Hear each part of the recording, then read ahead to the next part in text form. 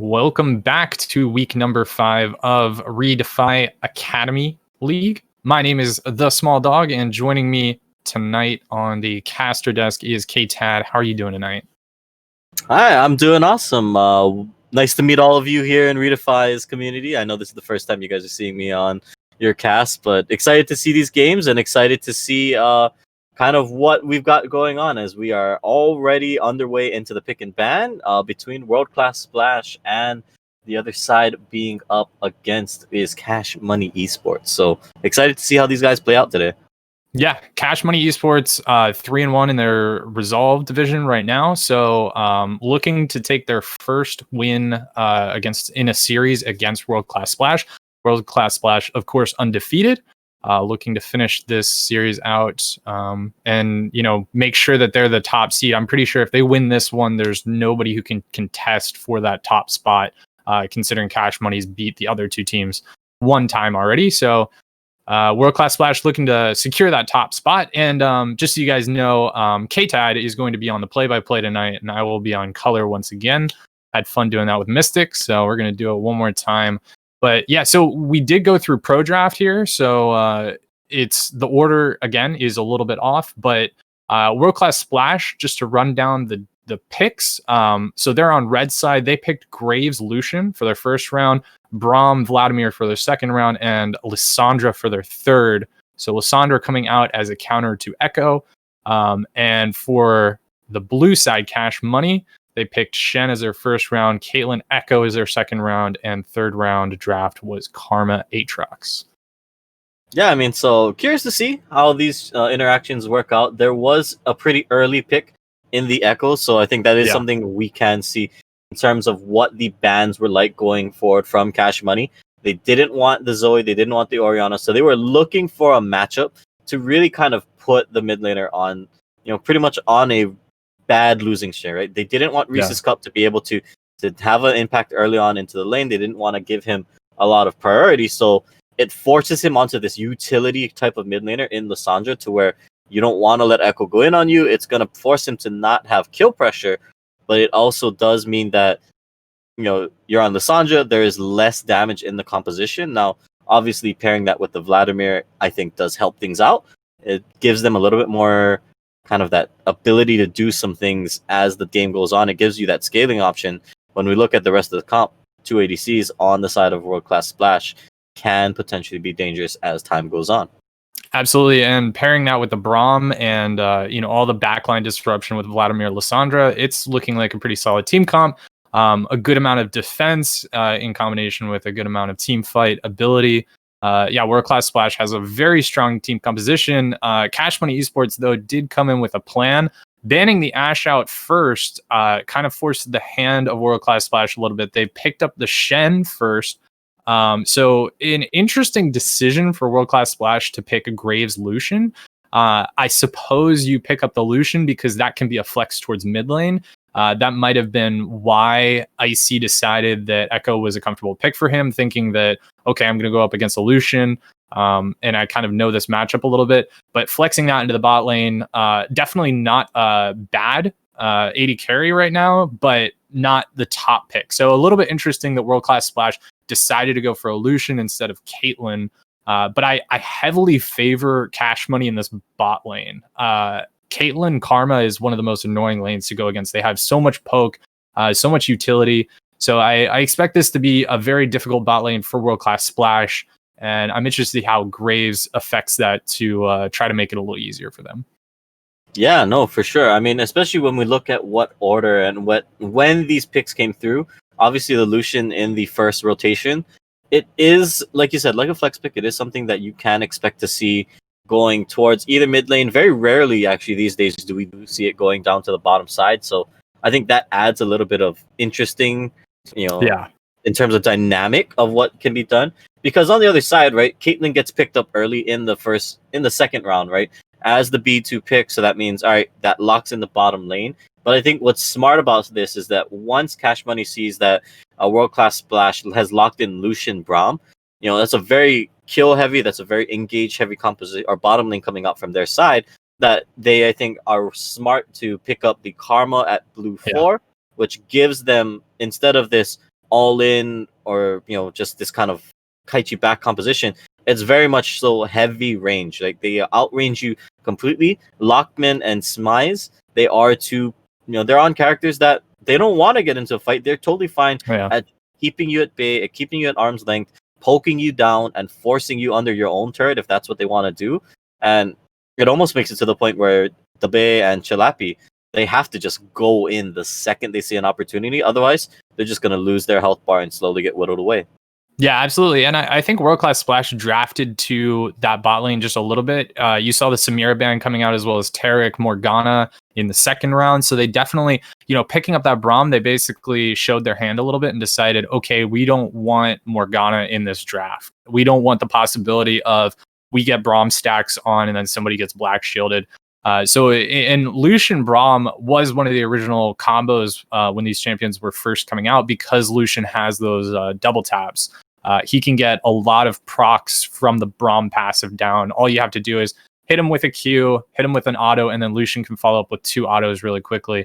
And that's a stun and a lot of damage coming out. But just to glance over the other lanes real quick, Vladimir, Shen, definitely going to go in the favor of Vladimir there early on. Shen, always great for the utility. And Lissandra, Echo, I do expect that to go in the favor of Lissandra just a little bit. She's very, very strong in the mid lane. Good kind of control mage. She's also got the ability of post 6 to withstand a lot of burst damage coming out of Echo. But real quick before we get into game, I just want KTAD, if you could introduce yourself real quick, just tell the community who you are, and just share anything you really want to. Yeah, no, thank you for the opportunity, small dog. But yeah, my name is KTAD. I am from Hawaii. If any of you have ever been, or if any of you would like to be, come visit. One day, feel free. I have been casting for, about 5 years now. Tournament organizing for a little bit longer than that.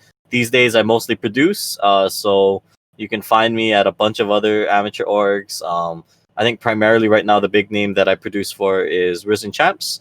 But outside of that, I've done some stuff for Scouting Grounds. I've done stuff for other games and all over. So feel free to hit me up if you guys have questions or if you guys want to know more. I'd be more than happy to. I'm always down to have a chat with people about League of Legends. Whether that's the game or the pro scene, like League, any game, esports, you name it. Let's chat. Let's do it. Let's have fun with it. And yeah, we can go from there.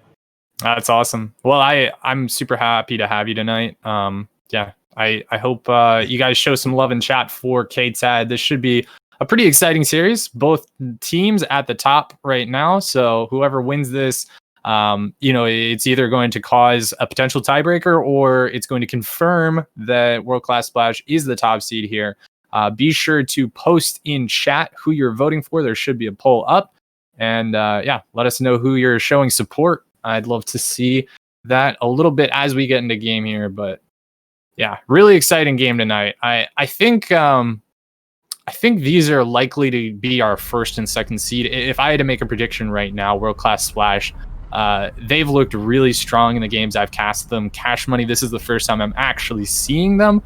So I'm excited to see how these players interact with one another. But World Class Splash, I gotta think that they're going to be the number 1 seed coming out of their group, and Cash Money Esports likely to be the number 2 seed. Yeah, no, I mean, so far from what I've seen, obviously, thank you to the guys behind the scenes here at ReDefy, because there's so many stats to pull from. Yeah, there's so many great information about these teams. I mean, really, if you guys had access to this master sheet, oh my god, the amount of scouting you guys could do on each other is insane. But I mean, taking a look at it, although maybe you say, yeah, you haven't seen Cash Money, I do see that you guys have voted out Icy and Smeeze as the MVPs for a few weeks in a row. Smeeze getting 3 out of the 4 weeks so far. So I mean, this signals to me that these guys come to play. These guys are very strong, but already look at this aggressive engage coming out from a world-class Splash here as they push up. I want to see what vision they get down now. So they do drop a ward onto the blue. It is going to be a late ward, but all right. Small dog, I want to bring this up because I know we didn't get a chance to talk about it, and this is something I really want to see what your thoughts are. Because Izzo actually, it wasn't a Shen top. This is a Shen jungle, the River Shen, making its appearance in this game. That is true. Yeah, I didn't actually think about that, but yeah, we do have an Aatrox in the top lane, so yeah, that does definitely change things up a little bit. I don't know why we've seen a lot of jungle Shen recently. My brain is still just stuck in it's a Shen, it must be top lane, or support on the off occasion. But yeah, I think Shen jungle is really strong. He doesn't have the best clear, but likely to be very useful throughout the game. Shen's one of those champions that, like, even if he doesn't get fed, even if he doesn't CS very well, he can still have a high impact just by using that Stand United, coming into a team fight super clutch, and then getting a nice taunt off. So, but yeah, the Aatrox in the top lane is going to be a little bit of a different story. It has a bit more bully potential as we see a flash come out. Reese's almost going down. That was a little bit scary there. Izo coming out strong.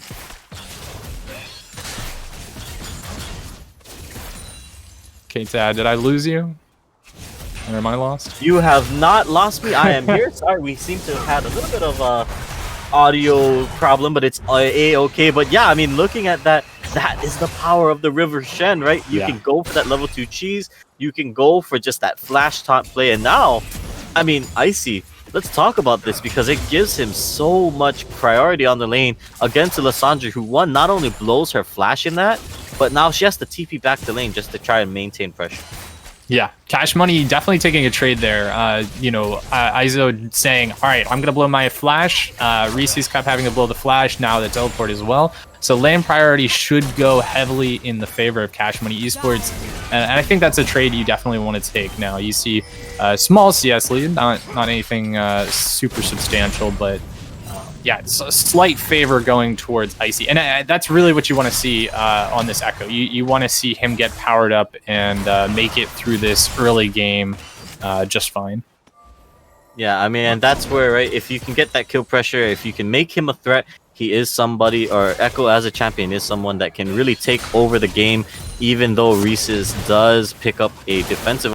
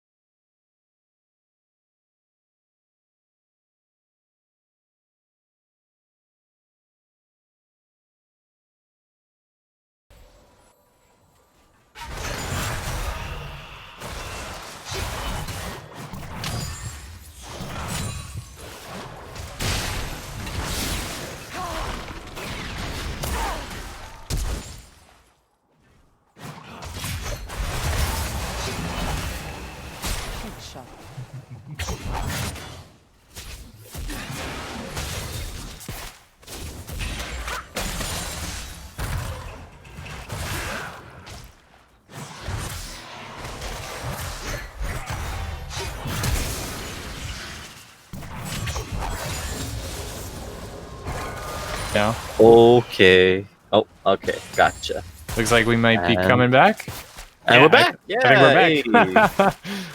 All right. Hi, guys. Welcome back. It seems like we're live. But yeah, I mean, overall, surprising that nobody has died yet. A lot of summoner spells blown, but want to see what else comes out. As Eternity does get punished a little bit up in that top side. It's a bit of a fairly passive laning phase. As Chalapi's going to take a lot of damage, and I think this is kind of to be expected down for Cash Money Esports in the bot lane. This is a very poke heavy bot lane. So once some items start coming into that Lucian, World Class Splash is going to be able to contest a little bit more and take some all-in trades. But until then, this Caitlyn Karma is just going to be a huge bully. And I think that's kind of the game for World Class Splash a little bit. You look at the Vladimir in the top lane, Lissandra in the mid lane, even Kronos on, Graves. You want to scale up a little bit and get some items under your belt before you start taking some crazy fights. So a few flashes burned, but not much else. A little bit of aggression in the bot lane, a little more aggression in the top lane. Flash comes out. Oh, yeah, Kuzan misses the root or the chain, but now might have enough. Dashes forward, meets one more Q. Cooldown not there. He doesn't choose to go for the dive. I think he was worried about the heal bait coming out from Eternity if the Q was up. But yeah, nice pressure, but does not yield a kill up in the top side. Kuzan so close to getting that kill with the early recall, is able to get the Executioner's Calling, so preventing a lot of healing onto Eternity. That's going to hurt him so much in this laning phase, but will also set Kuzan behind a little bit in items. As we see a gank in the mid lane. Oh, Icy gets the first blood solo, and now Chilapi, he was here to try and just support his mid laner. He's got to try to get out of dodge, but the Echo is going to phase dive right on top of him. It's a double kill for the Echo and 4 stacks onto that Dark Field. Yeah, just a bit of a sloppy rotation there, as well as Reese Cup still having his flash down from that early gank. And Cash Money Esports going to pick themselves up 2 kills and secure that first blood and also secure the first dragon. Yeah, I mean, so overall, great start from the side of Cash Money Esports, looking very strong at this one. It pays dividends for the River Shen, right? We talk about that level 2 cheese, but now let's take a look at the game state, because not only is that a 2-kill lead onto your Echo that stacks, which means that's also more efficient gold. They get the dragon off of it, so the lead now sits at 1,000. But when we're looking at this, I think you brought it up earlier, the side of World Class Splash, this is a composition that wants to scale, and I think if we're looking at it from the side of Cash Money, these guys are very happy with the game state that they're at right now. Yeah, absolutely. Cash Money Esports has some heavy scaling on their team as well. I think for World Class Splash, they really are just playing for this mid to late game, whereas Cash Money Esports, they can take this early game. They do also have champions like the Echo who can scale up pretty well. Getting 2 kills on him already is going to be huge. So, Cash Money Esports definitely in a comfortable position, securing the first Drake. That's going to be the Ocean Dragon. As we see a gank in the top lane. In the top side, Reese's Cup is already here, but remember the Shen out is there. Stand United goes out looking for the taunt, will find it onto the Sandra. Reese's Cup gonna get dropped instantly, and now the pool has to come out. Eternity trying to turn this one back around, but he's already got knocked up once. Flash forward from Izzo, looking for the third. It's a double kill for Kuzan, and that is disaster for World Class Splash. That is huge. Reese's Cup trying to make the play happen, ganking in the top lane, but Izzo, we talked about it. He can do nothing in this game. He can like literally stand in base and just hit R on somebody, and he's still super useful. So being able to come in there with the Stand United picks up a nice taunt onto Reese's, and they were able to turn that one around nicely. 2 kills getting picked up for that Aatrox. He is going to be very happy. So I'm interested to see what he's able to buy here. He's going to push up that last wave and go back. But yeah, really looking good for Cash Money Esports so far in this early game. Yeah, and I gotta say, I mean, that is a dangerous proposition when you start to think about it, because yes, your Vladimir will become a very strong threat later on in the game. I mean, we talk about a level 18 or level 16 really, Vladimir being able to take over games, but if you can't get to that point, if you're unable to get the items under your belt fast enough, you do become a little bit of a liability, and especially in this mid game as we approach the next dragon going to be spawning in about 2 minutes 30. So overall, I think Cash Money are very, very happy with where they're at, and now I want to see what Izzo can do with this freedom he has. Yeah, and I think things are going to start getting a little bit more difficult for World Class Splash, as we've already seen some visions starting to come out for the side of a Cash Money Esports. They've already started securing vision. They're locking down around this Rift Herald, and it looks like they're going to secure it as well. And it's going to start getting more and more difficult for World Class Splash to go out and try to ward. We don't see any wards out for the Braum just yet. Samize does have his wards up, so this is going to be a difficult dragon for World Class Splash to contest. They do have, I believe, one sweeper on the side of Kronos, but this is going to be difficult for sure. Yeah, I mean, and I do love the call from Cash Money to rotate the Echo down to the bottom side to prevent a lot of turret plates going over. As actually you see Icy going down onto the bay there for now. Not going to go for any more aggression, but because they have rotated Chilapi up here, this could actually be really dangerous for the Lucian. Trap is there, Cuckbeak is out, but with the Rift Herald getting something up, this should just be some turret plates going over. I'm very curious to see they can take this down. Yeah, they're going to look for it. Yeah, re-engage goes onto the team fight, and actually it's 2 quick kills for the side of World Class Splash. They actually get them overstaying Izzo and Lockman way too far forward, and it gives over so much gold to the side of World Class Splash. Yeah, Cash Money Esports really trying to siege up there on the mid lane, but just kind of not respecting the fact that, these two Freljord champions can come in with their giant ultimates and freeze everybody in place. So yeah, huge pickup there for World Class Splash. Getting a kill on that Lissandra is what you want to see, not so much on the Braum, but yeah, getting the Lissandra to be able to ramp up is going to be a turning point in these team fights. Yeah, I mean, I do like the call. I like the ability for them to just say, you know what, here's a window. Yeah. We are strong enough. Let's just go in and take the fight. I mean, Reese's with the deceptive amount of CC, right, that he can lock somebody down for. I think them not respecting that does give that over. Now, keep in mind, though, Icy was not at the fight, still has his 4 stacks, but more importantly, Proto Belt is now finished for the Echo. And once you hit that, you are just zooming all over the map. Yeah, and Proto Belt also being completed for Reese's Cup. So being able to get that kill is huge for him. He caught up so much in that lane after being punished heavily, giving up 2 kills early on. So yeah, being able to get that Proto Belt's got to feel pretty good. He has stopwatch as well as Bidet is Debay. Oh my gosh, taking a lot of damage. No, he is not. In fact, the lesser-known Japanese toilet. He is in fact Debay. You know, he might be from. It'd be funny if he's from San Diego, because then I think you can also say he's the Bay from the Bay. The Bay, yeah, exactly. That's what I meant, not the toilet. Yeah. But anyways, I see the Izzo might actually be caught out. There's the Braum stun going down in the bot side. Kuzan up in the top, meanwhile, wants to go for the 1v1 onto eternity. Dunks him down, takes him out, and that is a big kill in the top side. Kuzan with so much damage coming through there, getting those 2 early kills. He was able to pick up that early phage, and just being able to flash on a Vladimir like that has got to feel so good. He's going to be able to get the wave into the tower, and the dragon, I didn't even see it go over, but has already been picked up the side of Cash Money. So they are just so happy with the position they're in right now. They've got to be careful, though. This is where they were caught before. Yeah, Lockman is just gone.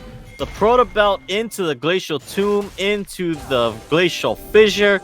The Freljord buff is strong with this one, as now Chalapi actually might want to go for a little more aggression on Smeeze. They force him back, but great play coming out from the mid lane. Yeah, Lockman, I don't know why you didn't learn your lesson the first time. He's just like, he's so greedy. He sees the turret at like 200 health, and he just wants to auto attack it with that nice, 650 Caitlyn range, but yeah, just a little bit too close. Reese's Cup didn't actually have to burn anything to get enraged for the ultimate. He just walked up, popped it on Lockman, and yeah, I don't even know what happened. Lockman had flash too. Like, he could have been like, oh my gosh, I'm way too close to this Lissandra. I need to flash away. But no, he just walks up to the turret, gets killed, and another kill going over the Braum. Not the best, but an assist picked up for the Lissandra. And yeah, I'm interested to see World Class Splash team fight a little bit more. We've seen them get some items now. You've got the Proto Belt, jungle item completed for Kronos. First item still waiting to come through on the Lucian. Looks like he's building into a Blade of the Rune King as a gank comes out top lane. Yeah, Izzo looking for the gank, gets the taunt down onto Eternity, which means the first knockup is there. Vladimir does not have the pool. So yeah, he is just gone. Punishment in the top side is in the mid lane. Lockman still trying to hold it down, but not gonna be much more else. The plates are already gone. They're trying to get some pressure out, but it looks like first turret gonna be going over. Actually, the second turret. Oh, yeah, that is first turret going over to the side of Cash Money Esports. Yeah, this is so difficult for Eternity in that top lane. Already 3 kills behind his lane opponent. Black Cleaver being completed for Kuzan as well. So yeah, he is just a menace in that top lane. They're going to be able to run this as a split push comp if they want, as Culling's going to come out, trade in a bit of damage, but Debay is going to be all right, I think. But yeah, it's really, really interesting to see here. A bit of a push in the mid lane. Wow, Izzo is really brave there. He did not care about a thing. Is actually Icy's here as well. They are posturing like they want to go for this dive, but instead I think they will settle for the turn. No, Chrono out for it. Immediately Chrono breaks out. Ball goes out. Reese's Cup wants to go down onto the Karma. Stand United is there, but also gets a tether back around the other side. Izzo looking for the taunt. Will get the chilling smite. Icy gets forward with the phase dive. Now Reese's Cup in a bad spot, and he knows it. He is going to get dropped. And that is so many resources, but it is a kill Kuzan wants to go up into the mid lane, not going to be able to get much more else from it, but great fight from the side of Cash Money. Yeah, Reese's Cup trying to capitalize on an over-aggression from Cash Money there, but just not able to make anything happen. Does get a lot of damage down onto Smize. I think that's how you say that. Smize. But yeah, he wasn't able to secure the kill, and now giving up another kill over to the other side here. I believe that one went on to Shen this time. And they're just going to lose even more pressure for them. You know, Cash Money is able to walk over to this Rift Herald, take it, get the second Rift Herald. They've already gotten 2 turrets down. It's just the bottom tier 1 turret left. And then it's on to the tier 2s. 42 seconds till Dragon spawns, though. There's a good amount of vision out. 2 pink wards for the side of World Class Splash, but nobody's headed over there yet. I believe Carmen's going to beeline it, though. Yeah, I mean, they are going to look to get that Dragon priority down, and I think that is a good call from the side of Cash Money. The win condition becomes very apparent once you have these Infernal Souls, you know, under your belt, the amount of damage and burst damage that is potentially there for them. But, I mean, let's talk about, you know, the River Shen being just so, I think, the presence that it can have, because that really did feel like the bait coming in from World Class Splash, where they thought they had the re-engage, they thought they could get a kill, and then suddenly, out of nowhere, the Shen is just there. Yeah, Shen, I definitely think Shen might have kept Smize alive in that fight as well, having the Stand United come out. And I mean, we talked about it. He's so good, like, just having that extra utility. And it also doesn't sacrifice a top laner here. So you have Kuzan sitting in that lane, getting all that CS. He's going to be such a monster. And now Izzo is going to be in the jungle, still making himself super duper useful. And I think that's a Knight's Vow he's completed, as we might see a bit of an engage here. Yeah, they're looking for it, but the trap line is there. The battle lines have been drawn. Shalapi might just go forward to kind of open up that space, but the fight is starting to be postured out. Shalapi wants to go forward. Flash taunt goes down to Eternity. He's dropped solo. They're going to kick out the Vladimir right out the gate. Now, can they get the re-engage is the question. Double kill for the Echo as Kronos forces Flash to the right side. The trap is there. The cupcakes are there. The damage is out to Bay. The last man standing, he is going to look for a re-engage onto Smize. Tried to he will not get it. The clean ace comes out for Cash Money. They trade out Kuzan, but they will take that for 4 kills and a dragon. Oh my gosh, yeah, just an absolute monster. Izzo is on the Shen, getting a taunt flash into another taunt. Yeah, locking up 2 members of the team right away. Flashes had to be burned immediately. Kronos trying to put out as much damage as possible, and everybody got fairly low, but just not able to finish anybody off. Debay was distracted by Kuzan, did end up going down, but yeah, he wasn't there for the fight, wasn't able to get any damage. He was still full health when he joined, but everybody on his team was already dead. So that's going to be Dragon sole point now for Cash Money Esports, and they're looking ready to win this game.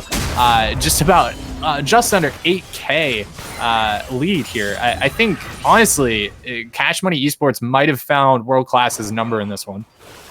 Yeah, I mean, I don't want to go for this. It's such low-hanging fruit, but, you know, we got to go for it. I mean, Cash Money, they're rolling in the money right now. You know, they got that cash.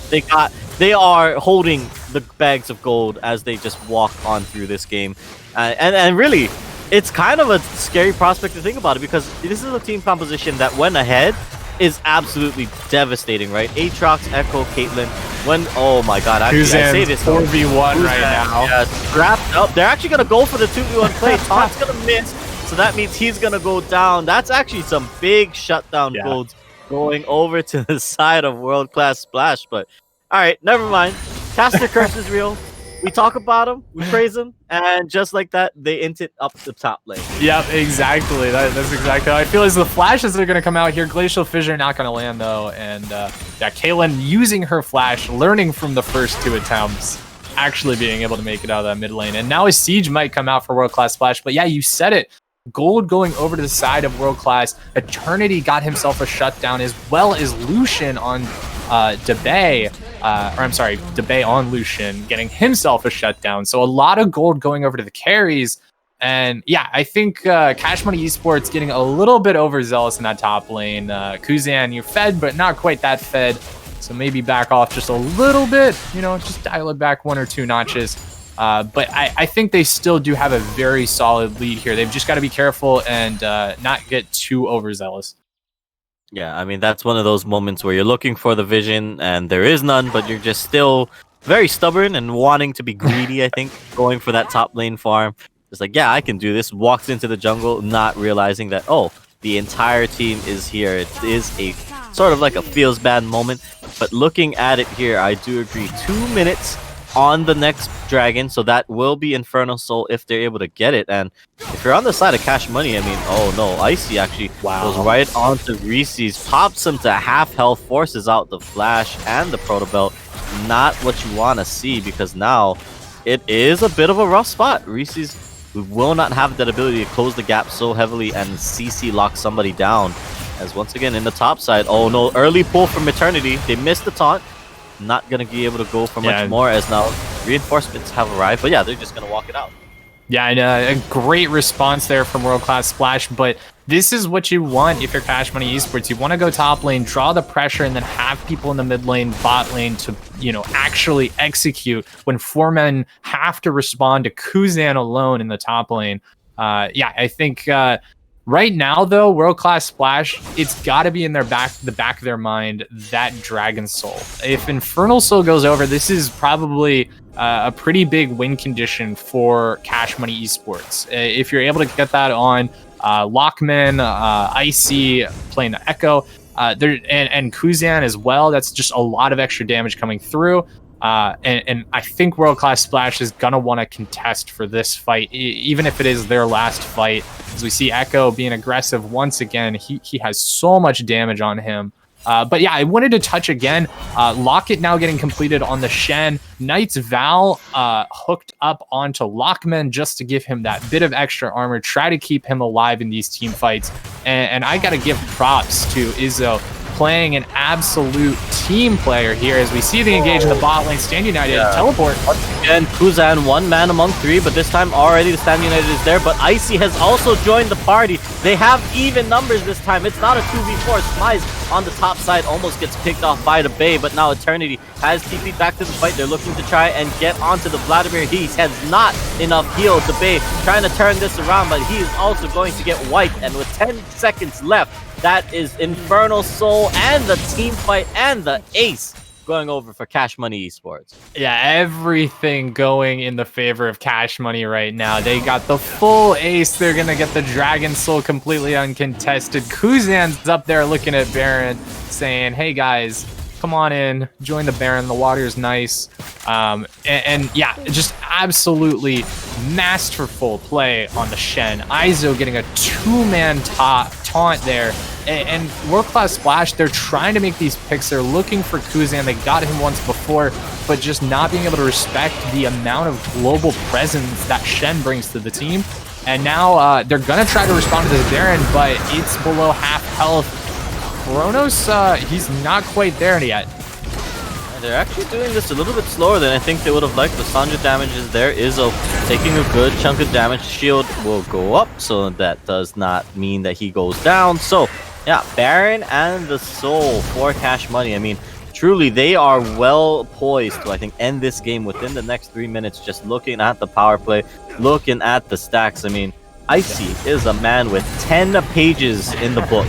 He is looking for names to write down and cross out as this game has progressed. Yeah, Icy is looking real strong with that Lich Bane completed, 10 pages. He's still got his stopwatch. Zonia is now completed for Reese's Cup, so he's going to have a little more survivability. But honestly, like, if all Lissandra does is ult and then stopwatch, or I'm sorry, Zonya's like, she's not going to be super effective in these team fights. They've got to find team fights that they win.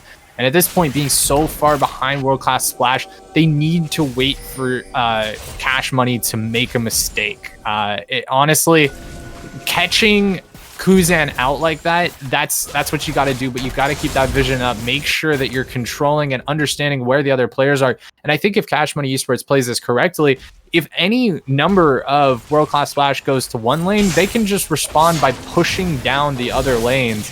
Now with Baron, it's going to make those pushes even stronger. Yeah, the 1-3-1 looking pretty strong right now. Actually, as you call it, the 1-2-2 right now. with Izzo and Icy kind of sitting down there in the bottom lane. And yeah, I gotta agree with you. This Baron push, this split push really being a threat when you consider the strength of Caitlyn's Siege already. The flash having to be forced from Lockman. He realized he's seen that play twice now in this game. He does not want to let it happen a third time. The Lissandra engaging onto him. It's already giving him a little PTSD, so he's gonna flash out of that one. But oh my god, Icy!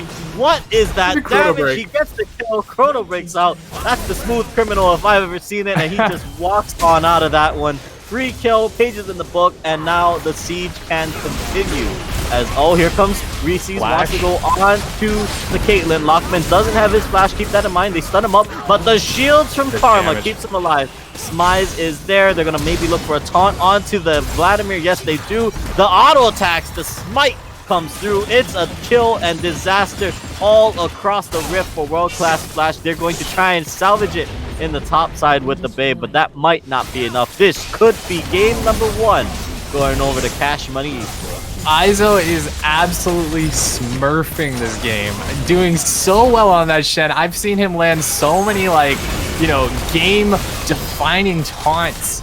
He is just a monster right now. As Icy, he's all of his success. I've got to attribute this to Izzo being just an absolute monster. Like Echo, he's way up there. He can dive people and just annihilate everybody, but he could never have gotten to that point without Izzo. What a monster. What a game. I'm super excited now. Cash Money Esports taking a game off of World Class Splash. World Class Splash are 4-0 in this division, so I'm really excited. Cash Money Esports, can they upset? Can they potentially make a draw or a tiebreaker here? I can't wait to see, but we'll be back in just a minute to find out.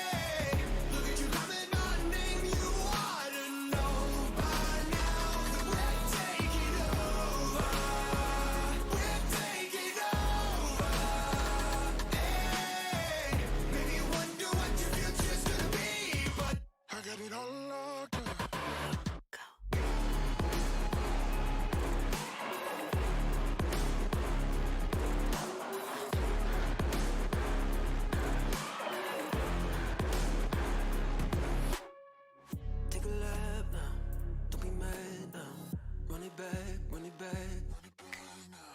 I got bodies lining up, think you're dreaming of greatness. Send you back home, let you wake up. Why would you dare me to do it again? Come and get your spoiler out the head. We're taking over. We're taking over. Hey, look at you calling my name. You ought to know by now that we're taking over. We're taking over. Hey, maybe you wonder what your future's gonna be, but I got it all locked up.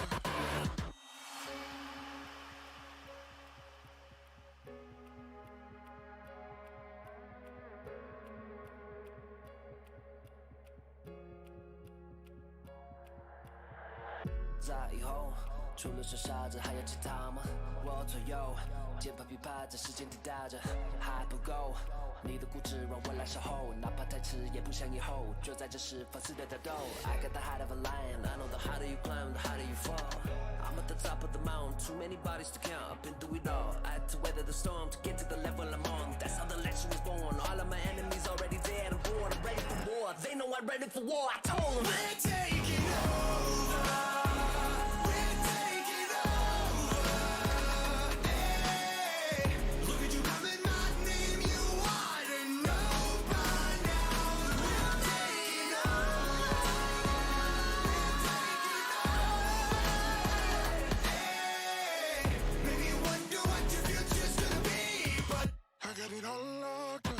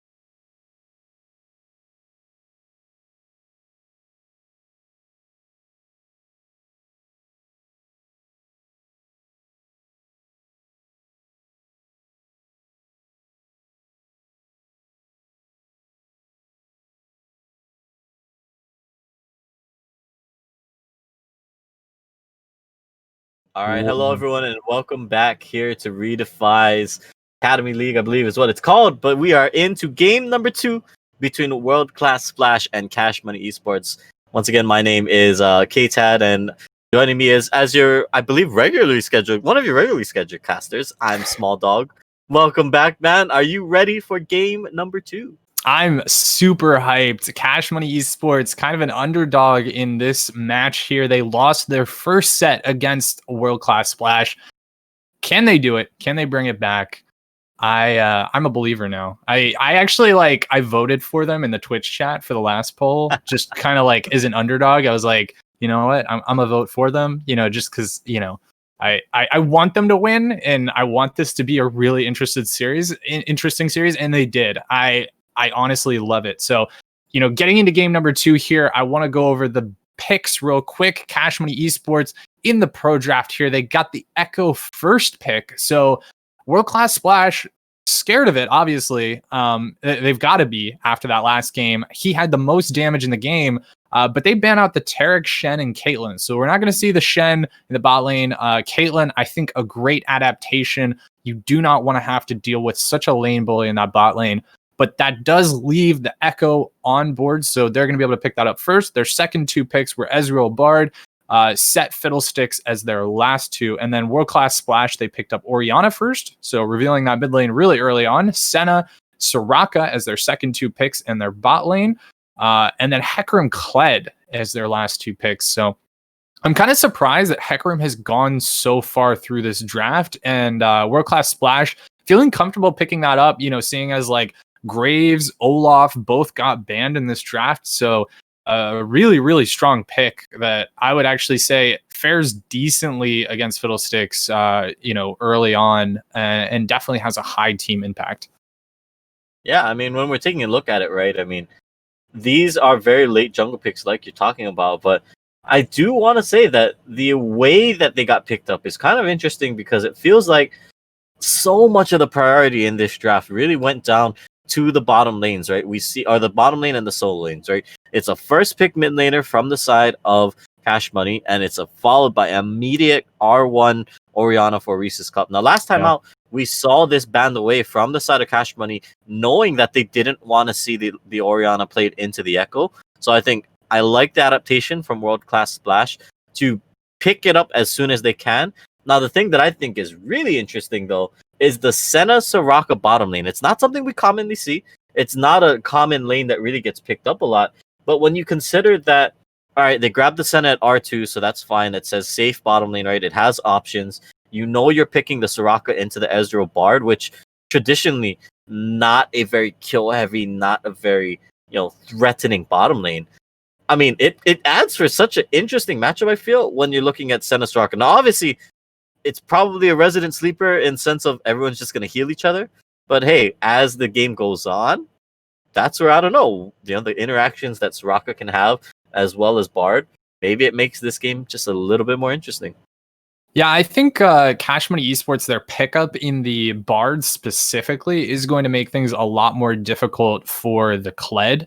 And it also is going to make things difficult for pretty much everybody on the team. Like if you look across the board here, you've got Orianna completely immobile. She has a speed buff. Senna completely immobile. She has a speed buff. Soraka completely immobile. And then Kled is going to want to be splitting a lot of the time. So having Bard being able to play this sort of pseudo catch comp is going to be so nice. Just imagine, being able to lock down Senna Soraka with a Tempered Fate and then following up with Echo dashing miles into the team, Fiddlesticks jumping on the team, or, even a Set coming over the top, bringing everybody back into the rest of his team.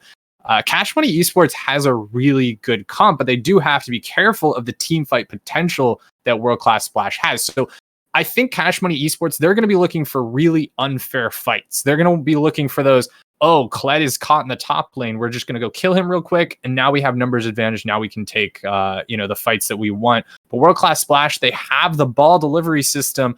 Kled is going to be able to charge into the team. Hecarim has his onslaught of shadows to deliver that ball straight into the middle of the team. And they've also got so much sustain in the form of Senna Soraka. As a support main myself, I absolutely dread the idea of going against this bot lane. Yeah, I mean, it's just so much heals, so much speed. The ball delivery, like you're talking about, makes them so scary as the game goes on. I mean, really, key things I think to keep your eyes on for is how quickly Izzo can scale up, right? Once he gets to that point where, all right, team fights are a thing. So second, third, maybe even all the way up to the fourth dragon become a little bit more of the time when you're wanting to come online. Whereas on the other side, I do want to agree with you. Priority onto Atlas. How quickly can he get these lanes rolling? How quickly can he kind of make an impact onto the game? Because on the other side, there is a little bit of a team fight time, right? There is a little bit where the game gets to the point where, all right, they have all the tools, they have all the items in their belt that they're looking for. That mid-game power spike from the side of Cash Money Esports is absolutely massive for them when you think about it. Yeah, and they definitely have team fight oriented composition here with the set and Fiddlesticks. They're nothing to laugh at. I think it is going to be interesting to see though the jungler for Cash Money Esports, Izzo, how he transitions from playing such a support style jungle to how the team adapts to having him on a more damage carry focused champion like Fiddlesticks. So I really am interested to see how that works, because sometimes, last game they were jiving so well, people would get caught out, but Shen was always there to come support them. Fiddlesticks has to have the right positioning. So it's going to be a lot more on Izzo to be in the right spot at the right time to be able to make an impact across the board here. Yeah, definitely want to agree with that. I mean, overall, looks like it's going to be a fun one. I mean, we talked about this a little bit before. The standings wise, this is huge for Cash Money, right? This could force that tiebreaker to where maybe they become first in the group, right? Where maybe then they have a chance to dodge out on some of the other heavy hitters that are going to be the first seeds coming out from the other groups. And, on the other side, World Class Splash, you don't want to give up your perfect season up until now, right? They've had a 4-0 start in this league so far. So, you don't want to drop the game, because if you drop it, it does make it a little bit harder for you. And I do want to say, when the stakes are high like this for this group, or for any group stage, right, it always adds just that little bit more fun to how the stats come out.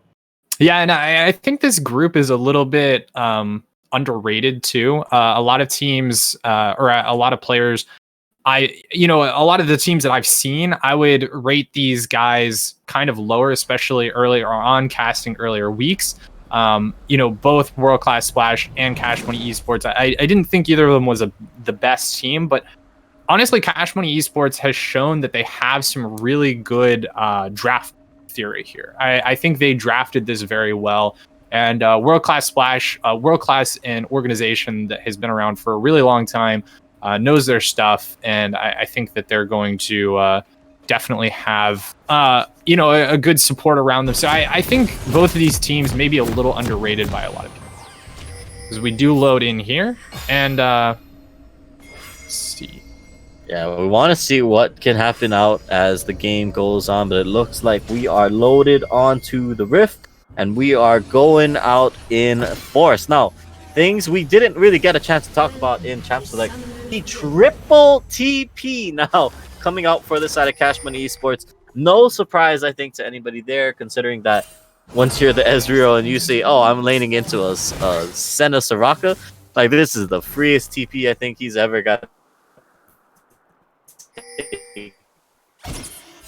So, want to see what they can do from there as they go up and loading up. Now, other key things to take note of as we do look at it here. These from the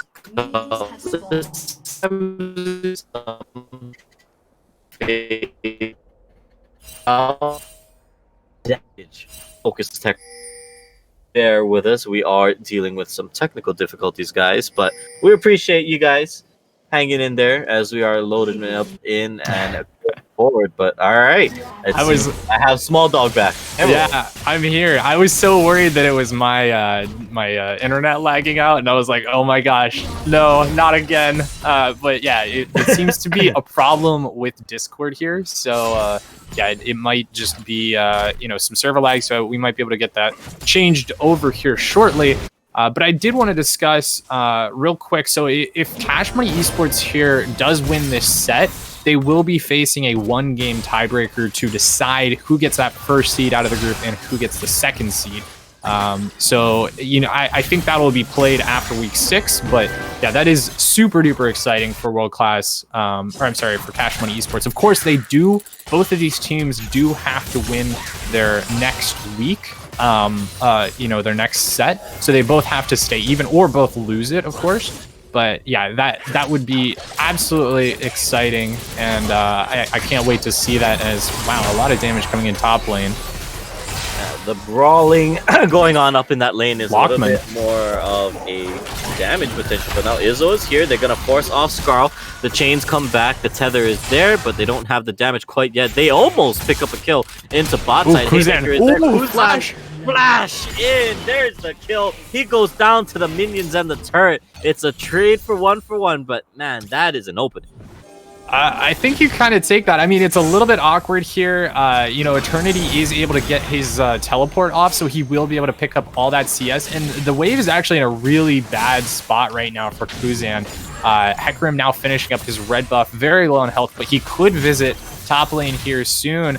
But yeah, that is 100 extra gold going over to the side of Kuzan.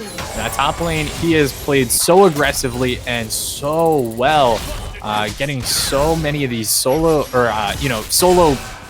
wins in the skirmishes, winning out in trades, and then Izzo, always spending time in the solo lanes. I haven't seen him as much in the bot lane, but focuses heavily on this mid and top laner to get them ahead. And Cash Money Esports, they do a great job of that. Definitely like the way that Izzo is putting this early priority down every time. Haymaker gets some good damage up in the top lane, but I actually am curious to think about this because from what I'm seeing, although I know this is not something we commonly see in this meta, right? The Set versus Kled matchup, Kled being a little bit more of a rare champion, Set more likely seen in the bottom lane at support or maybe even jungle as of late. But I do want to say that they picked this Kled. Oh my god! Kuzan. What the heck, man? Set is so strong. Like, that is crazy. He was able to just get that solo kill. I'm not even allowed to finish the point, but I think that's what I'm trying to get at, is that I didn't think Set was that much of a hard counter to Kled, but when we're looking at it here, that's surely what it's starting to feel like as we're 4 minutes in and the Kled has died twice now. Yeah, that is some differential in the top lane right there. Kuzan, 2 games in a row now, has absolutely shown up. Last game, playing the Aatrox now on Set, and he definitely is a carry for this team. But yeah, he is a little bit behind in CS, was able to push that into the tower. No teleport for Eternity, so he's a little bit behind, but I think he'll make it up. He's just focusing heavily on trading right now. And yeah, it's definitely paying off. As we see, Renekton going to work his way into the bot side, secures the scuttle. So trading top priority for bottom priority, world-class splash. Might be able to make something happen here in the bot lane, though, as this is just an absolute annoying lane to watch. A lot of damage coming through. Eternity has to flash out, but they get him off the dismount. He's going to pop back. They're looking for the kill. They are going to find it in the top side as we walk into a pause. But either way, just more and more punishment onto Eternity. Yeah, we get paused right on that Haymaker, right as Eternity is dying. And you see the 300 gold going over. And honestly, that's kind of been the story of the game so far, is just more and more gold going into the favor of Set. And he's going to be looking super duper strong going into this mid game. It does look like Atlas might be on the Dragon right now. He is very low on health, though, so I don't know if he's actually taking that or if he's just putting down the ward. Because he might have just put down that trinket and then backed. Oh, no, he has Sweeper.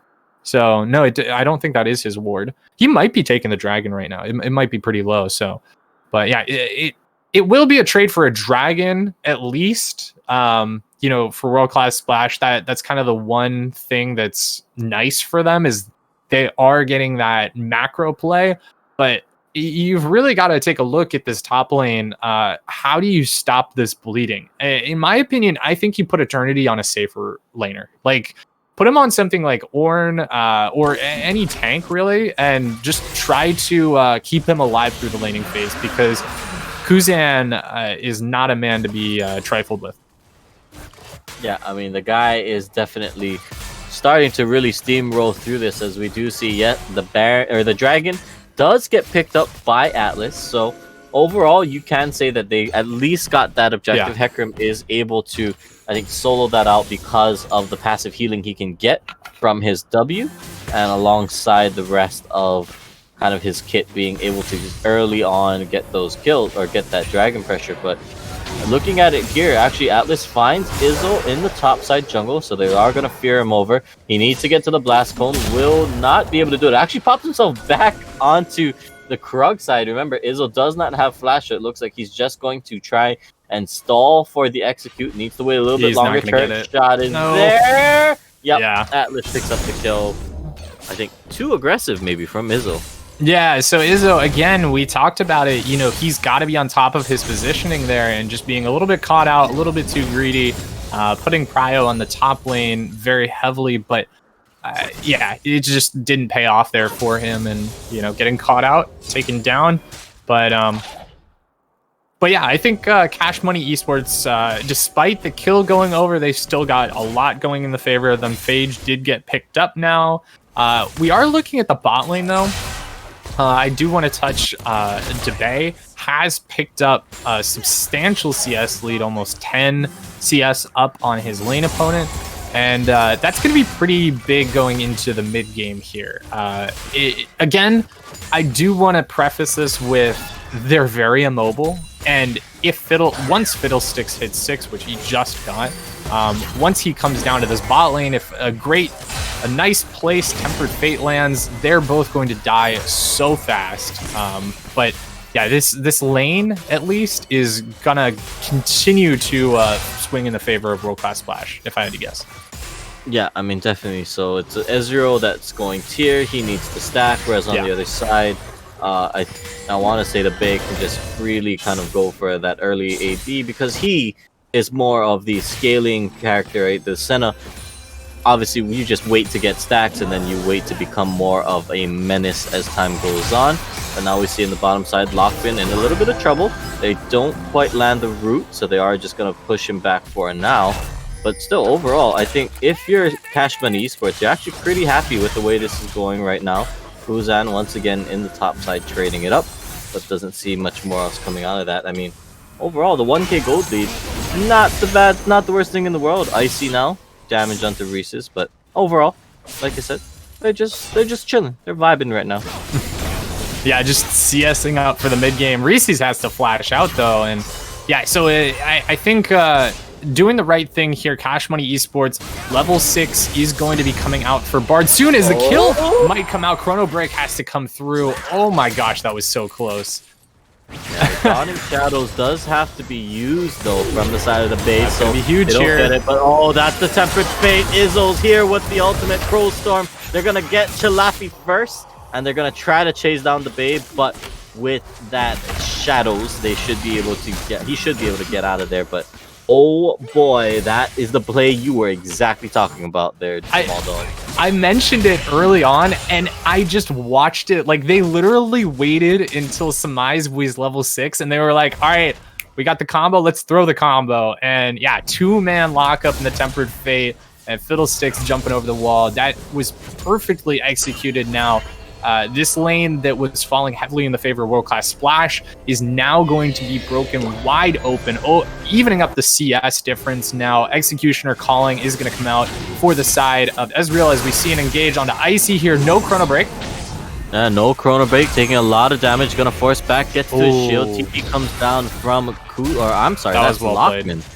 Yeah, gets himself out of dodge, but great pressure from Atlas there to burn that summoner spell from the Echo, who also, by the way, keep in mind, he just TP'd back to lane, and now he's got to walk all the way back from base. Yeah, that's 2 teleports burned. Icy had to burn his teleport. Lockman burned his teleport as bot lane was getting pushed in, missing some CS. So that kill that they were able to get in the bot lane, again, you're looking at about 300 gold, 15 CS up on Debay. So it's really about even. And Manamune now getting stacked up for the side of the Bay.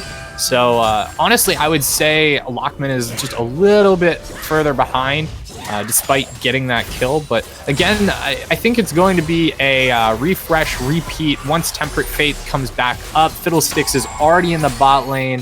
I think they're going to be looking for this again. They already know the flash is down on Debay, so that's going to be the focus in this fight. Yeah, I mean, the turret is there, but against a Tempered Fate, against a Fiddlesticks, what can you really do? They do know that the Hecarim is here. Crowstorm goes out. They're gonna hop right over the wall. They're trying to get out to Chilapi. They don't quite have the damage as the Soraka ultimate is there.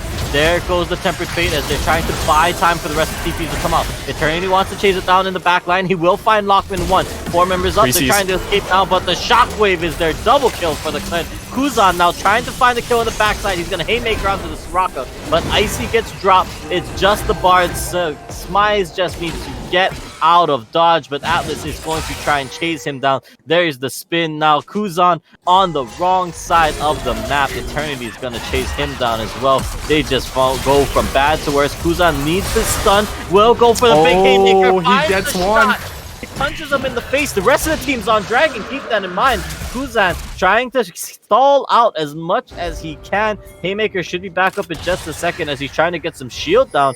As actually, here it comes the return. Getting some shots down, but no! The shutdown is out, that is a huge swing for World Class Splash. So that was in total a 5-for-1 trade. World Class Splash coming up huge on that one, and they get the second dragon. This is the way they get back into the game. They've been behind for the first few minutes of this game, but now the game is completely broken open, and you just saw a bit of a disjointed fight there. You saw the Crowstorm hop over the wall. They weren't able to kill secure the kill onto Chilapi, as maybe they thought his flash was burnt in that initial kill, thinking, oh, there's no way he didn't burn flash, but he was completely CC'd up during that Tempered Fate Crowstorm, so like he had no chance to actually use it. So he was able to flash out, and then the rest of the team responds flawlessly. Eternity comes down. They did give over 1 kill as Reese's Cup now in a bit of trouble.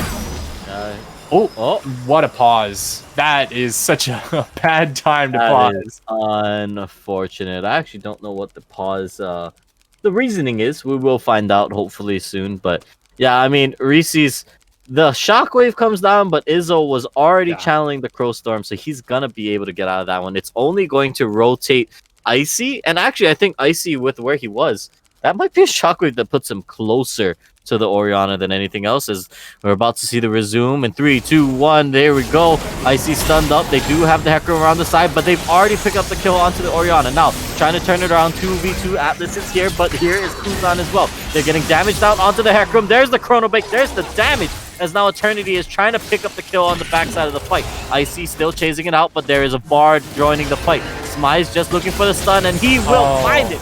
And they try to heal it up. Chilapi, what are you doing? It's going to be a kill. Collateral damage is what you call that at the end of it all. Triple kill for Kuzan, and that is disaster in the 4-for-1 in favor of Cash Money. Oh my gosh, Cash Money, what are you doing? Like, you had such a great lead there. Just let Reese's Cup die. Whatever, it doesn't matter. Just back out.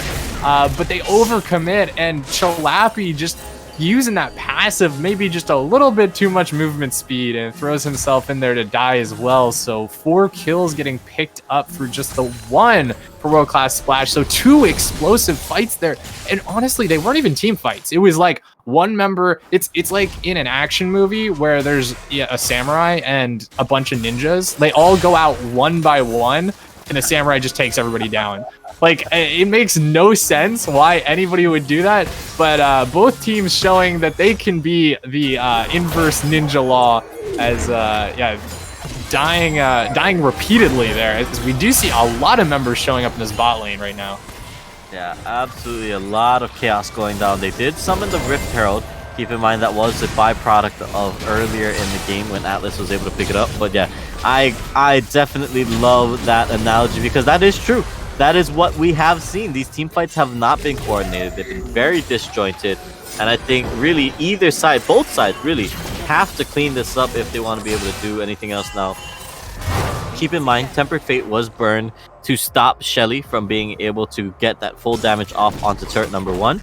But it ended up not mattering too much, because they were able to get the turret, and they were able to get the charge onto the second turret. So now, World Class Splash, they do have a bit of gold, right? It is even on the scoreboard, but if we're taking a look at it here, item spikes are still very far out, it feels like, from the side of Cash Money. Yeah, Cash Money, the only place that this gold really is, and I'd love to see where the individual gold is, as Kuzan is actually going to get into a skirmish in the top lane. Oh man, Eternity is losing half his health. That bear trap on a rope is not something you might actually want against the set, considering you're gonna pull him closer to you. As we do see Dawning Shadow goes out, Kuzan trying to do his best, but that's a huge haymaker. Izzo gets the silence, Izzo has the tether on, Scarl comes rolling right on back at the last second. It keeps Eternity alive, but I want to say that was easily a sub 50 health bar on Eternity there. Yeah, that was insanely close. In Eternity, after having such a disappointing series, is the Chrono Break's going to come out. Icy is going to try to fight this one. In a bad spot. They actually missed the route, and that might be problematic as Icy's forced to flash over. Orianna's going to go for the chase. They're looking for the damage. Yeah, he's got the dodge. He's got the fancy feet. Lockman's here to back him up, and that means he actually gets to escape out of that. When I'm sure that seemed like a fat finger on the R if I've ever seen it.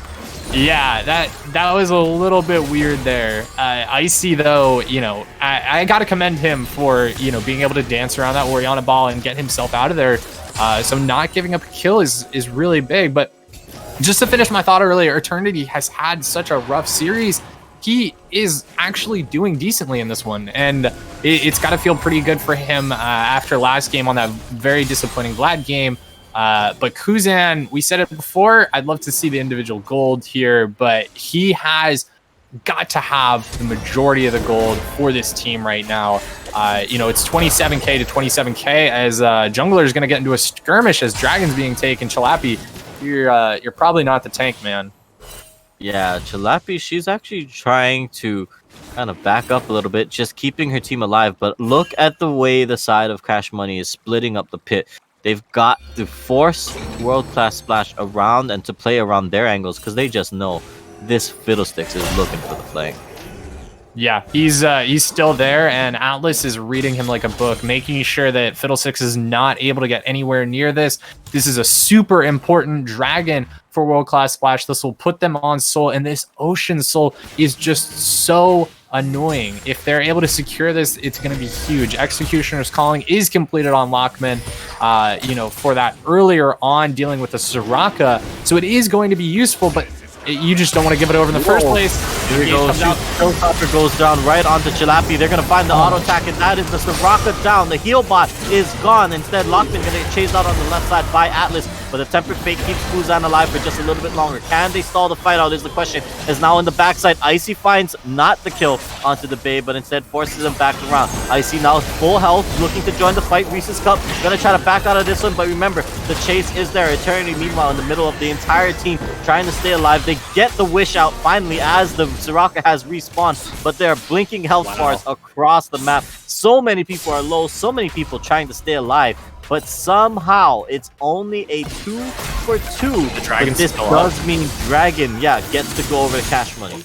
Yeah, that was chaotic. 2 for 2, but Jungler getting traded over for the side of World Class Splash means they have to give up the Dragon, and that's going to stop the early stacking of the Dragon Souls. So one Dragon go over to Cash Money. That is actually really big. They stop the win condition for World Class Splash. They even up the gold a little bit, and yeah, I honestly, just a bit of mispositioning, it felt like, for World Class Splash. They were in a position that they really didn't want to be in. Icy was able to find a great flank onto Debay. He was out of the team fight for the entire time, dealing next to no damage. And I think that fight was honestly executed pretty well for the side of Cash Money Esports. It gives them the lead, they get the kills, they get the bag, and they are on their way out. Kuzan, what you doing, man? In a bit of a rough spot. We saw this in game number 1 as well. He gets caught out and dropped from the top side, as that is a problem. It's happened a few times now, but overall, this does mean top lane turret does get to go over to World Class Splash. Yeah, we kind of talked about it. Kuzan has the majority of the gold for this team. He's got 2 items where nobody else has, completed their second item. So he is definitely the most fed person in the game, but that means that he has to be the one, carrying Cash Money Esports. So if he's getting caught out like this, that's all of the gold lead for Cash Money Esports gone. And now World Class Splash actually picking up a 1K advantage. So I definitely think that it's going to be very tough for them if they don't start getting some of the kills on this Echo as well as Ezreal and start ramping them up here in the mid game. Yeah, I mean, that's one thing that we can talk about, right, from last time around, is that Icy, in game number 1, he got a lot of those gold, a lot of that gold. He got a lot of that pressure because of the gank from Ezreal. Yep. The Tempered Fate will go wide, so it doesn't mean too much more. Nice dodge out from the Bay, but oh, actually, they go right over the wall. Downing Shadow forces the Chrono Break out onto Icy, but now he's looking to try to get some damage across. Izzo, though, in the middle of the team. Shockwave's going to pull everyone back, but Izzo stays alive. Now they're trying to stun it up as the clan has joined the fight. TP is there. Izzo is going to get dropped, but here comes Kuzan. They actually flashed out from the left side, but Icy has rejoined the fight. Haymaker is almost going to drop the Orianna as well in the back side. Eternity gets stunned up against the minions. They don't pull him back in, but they will dismount him. Is now Izzy trying to turn the back around. There's the showstopper. There's the dunk down. Kuzan hits him from the top rope, looking for the Haymaker. Not going to get it, but it does not matter too much. Oh no, they walk back in. That is not what you want to do. Dawning Shadow's going to miss. Kuzan gets dropped by the turret as well. Atlas trying to turn it back around, but the heal is there. The turret picks up 3. One of them's an execute. It doesn't make that much of a difference, though, as Izzo walks away from that. Kills left and right. What a chaotic fight. Yeah, like, what a chaotic skirmish. That all started from Icy getting caught out in the mid lane, and then it just, you know, proceeded from there. I was thinking, okay, Tempered Fate's burn, Cash Money Esports, they've just got to sit and wait for that to come back off cooldown because that's their win condition. They get the pick, they take an uneven fight, and then they win based off that. But no, they don't even need it. Just going right in with Izzo, picking up a kill, and yeah, it just escalated from there. Everybody joining the fights. Teleport had to be burned for eternity, but this does leave an advantage now. Kuzan 10-5-3. He's getting real strong. He's gonna have his teleport up. Icy's also gonna have his teleport up 1 minute, so Kuzan can go to that top lane, push it in. Reese's is gonna have to respond, and I think the pressure here is gonna be in the favor of Cash Money Esports, and a gold lead actually swinging back in their favor as well. Yeah, I mean, definitely speaking, the gold lead swinging over. I mean, this was, if you can imagine, right, if that team fight down by the red side, you know, that bottom lane goes differently, Cash Money just feels like they have all the tools to steamroll it. But on the other side now, World Class Splash, because they were gifted with some gold in that mid game, they are looking to try and play around, I feel like, that shockwave, because if they're able to get a kill or 2 off of that really critical ultimate from the Orianna, that's how they can try to turn themselves back into a fight. But on, you know, just Cash Money, they are looking like they want to up the tempo, they want to get these kills, and they want to end the game soon. Absolutely, and I think when you're playing against a composition with Hecarim, Orianna, and Senna, like, you've got to be looking to end the game soon. Like, you want to push the tempo here because these are some hard scaling champions that are going to be absolutely destructive in the late game. Echo is going to be top. He will have teleport available, so if Cash Money Esports is able to stall this out, this could be a great opportunity for them to pick up some turrets. They will get the wards down. They're going to know what's happening. No priority mid lane. Orianna is going to be pushing bot lane as Dragon will get started. Teleport's coming out. Oh, great. Tempered Fate stalls the Baron out as now the flank comes down from Icy onto the right side. Cash Money trying to get the kill, but they've already got the steal. Now they're going to stun up onto Atlas. He's going to force the onslaught of shadows out, but Icy actually gets picked off before he can chrono break. Kuzan trying to chase down the pony in the backside of it all, but instead now the fight is once again chaotic. Izzo in the bottom side trying to heal up and stall out from Reese's, but Eternity flashes back around. He's going to burn the stopwatch. The rest of the team still trying to gather up and regroup, but it's actually a disaster for the side of Cash Money. They got the Dragon, but at what cost? Because Kuzan goes down to Reese's cup, and it's 4 members gone. Baron now on the table. Yeah, Baron on the menu now. World Class Splash showing that they can play as a team here, working together. And I think the big difference here is Kuzan is fed. He jumps right onto the back line, leaving all of the carries for Cash Money Esports just very vulnerable. Icy getting caught out early also hurt him so heavily. Izo is also not very tanky. I mean, you got to look at the side of Cash Money Esports. Nobody's really that tanky here, and they're just getting exploded by the enemy team composition. And Eternity just has so many tools to lock down the enemy team, chasing right on top of that Ezreal. Now Samai's trying to be a little cheeky here, does stop Eternity's back. He does not have flash, but is able to jump over the wall with the pistol, gets the blast cone out, and a great Orianna ultimate. 3-man Shockwave looking for the damage. Tempered Fate goes out. The Leandri's burn will not be enough, but yeah, World Class manages to get out of that one. A little bit bruised, a little bit battered, but nobody goes down. And now they find themselves in a 3K gold lead, Small Dog. Yeah, World Class Splash playing this great. And Reese's Cup, he had to burn Shockwave there, but Tempered Fate had to be burned by Samai's. This, in my opinion, is their one saving grace. If World Class Splash sends a split pusher, that's what they can use. They can use the Tempered Fate, lock somebody down, catch them out, or Senna right here. She's overextended. Maybe they can group up Tempered Fate, but it's on cooldown. And Reese's Cup already has Shockwave just about off cooldown here. So I think that's a huge pickup. Right as this Baron was getting taken, now they can push in. They can feel a lot more comfortable with having Tempered Fate down. A lot of the pressure for Cash Money Esports being taken off the board. Yeah. The places that they want to fight, the things that they want to get done really are starting to become a little bit more difficult when you can't burn through the heals and the shields as fast as you'd like to. Remember, World Class Splash, they are a team that likes to play around the sides. They like to weave in and out to kind of pull people back and get them healed up by Chalapi on the side before they re-engage the fight. Whereas on the other side, Cash Money, they want to look for that big 5-on-5 team fight. They want to get the overall damage across. Is once again, big damage. It actually forces out the ultimate from Eternity. So a potentially big engage tool now off the table from the side of World Class. Yeah, charge going down is pretty important now. A lot more safety for the backliner here, Lockman. His Tempered Fate is going to land, but again, like I can't emphasize this enough. Samai's needs to save his ultimate right now. Kled is just split pushing in the bot lane. This is your opportunity to get a kill. If you have Tempered Fate available, you can lock him down, but I don't think he's going to need it. Yep, Haymaker is there, but now on the top side, this is actually disaster for World Class. Out of nowhere, these team fights are just starting up. Atlas just went back to base, and because of that, 2 members down in the top side, 1 member down in the bot.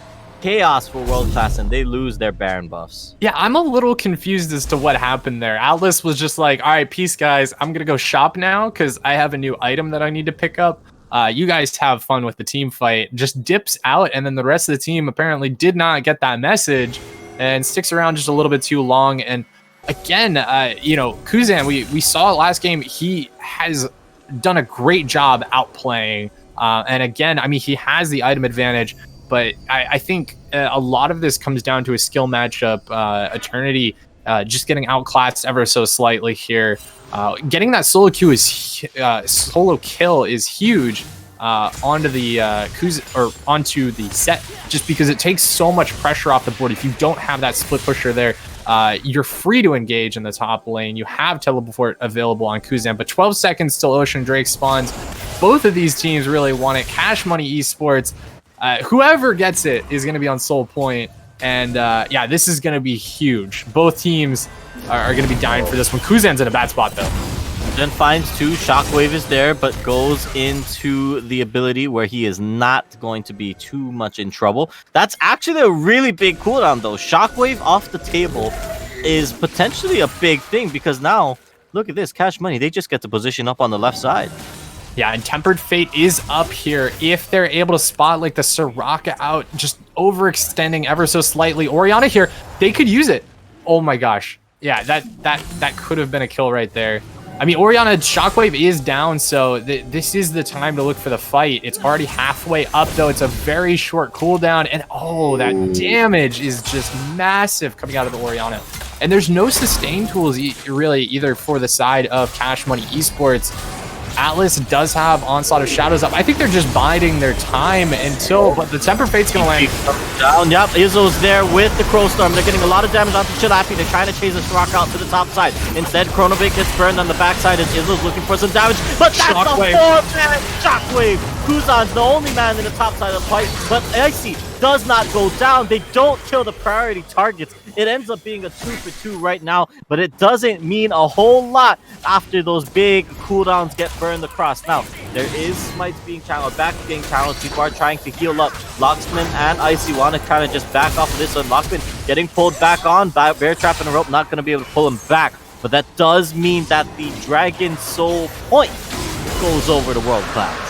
But that's the thing though, like the champions that went down were the top laner and the jungler for Cash Money Esports. Only the mid lane and support went down, and Reese's Cup was able to get off a huge shockwave before he died, dealing so much damage, disrupting the entire team fight. And like you said, that's going to be soul point for World Class Splash, and you've got to think this is their win condition. If they can get that Dragon Soul, that's going to be so much healing for the team. They've also got that paired with the Soraka. They can just siege forever if they're able to get that Dragon Soul now. Baron has respawned. I believe it's been taken once this game. I don't know. This game's gone over for a little while here. I might be thinking of last game. It was taken. They did get after the last team fight, but yeah, it is a chaotic one for sure. The gold lead only sitting at about 3.5, give or take a few hundred, but overall, I think the items now starting to come in for the side of World Class Splash. We are seeing the Senna stacks come up. We are seeing the Orianna get strong, and given a little bit more time, the Kled Eternity, he's also potentially going to be a backline threat, even though he was put behind so hard early on.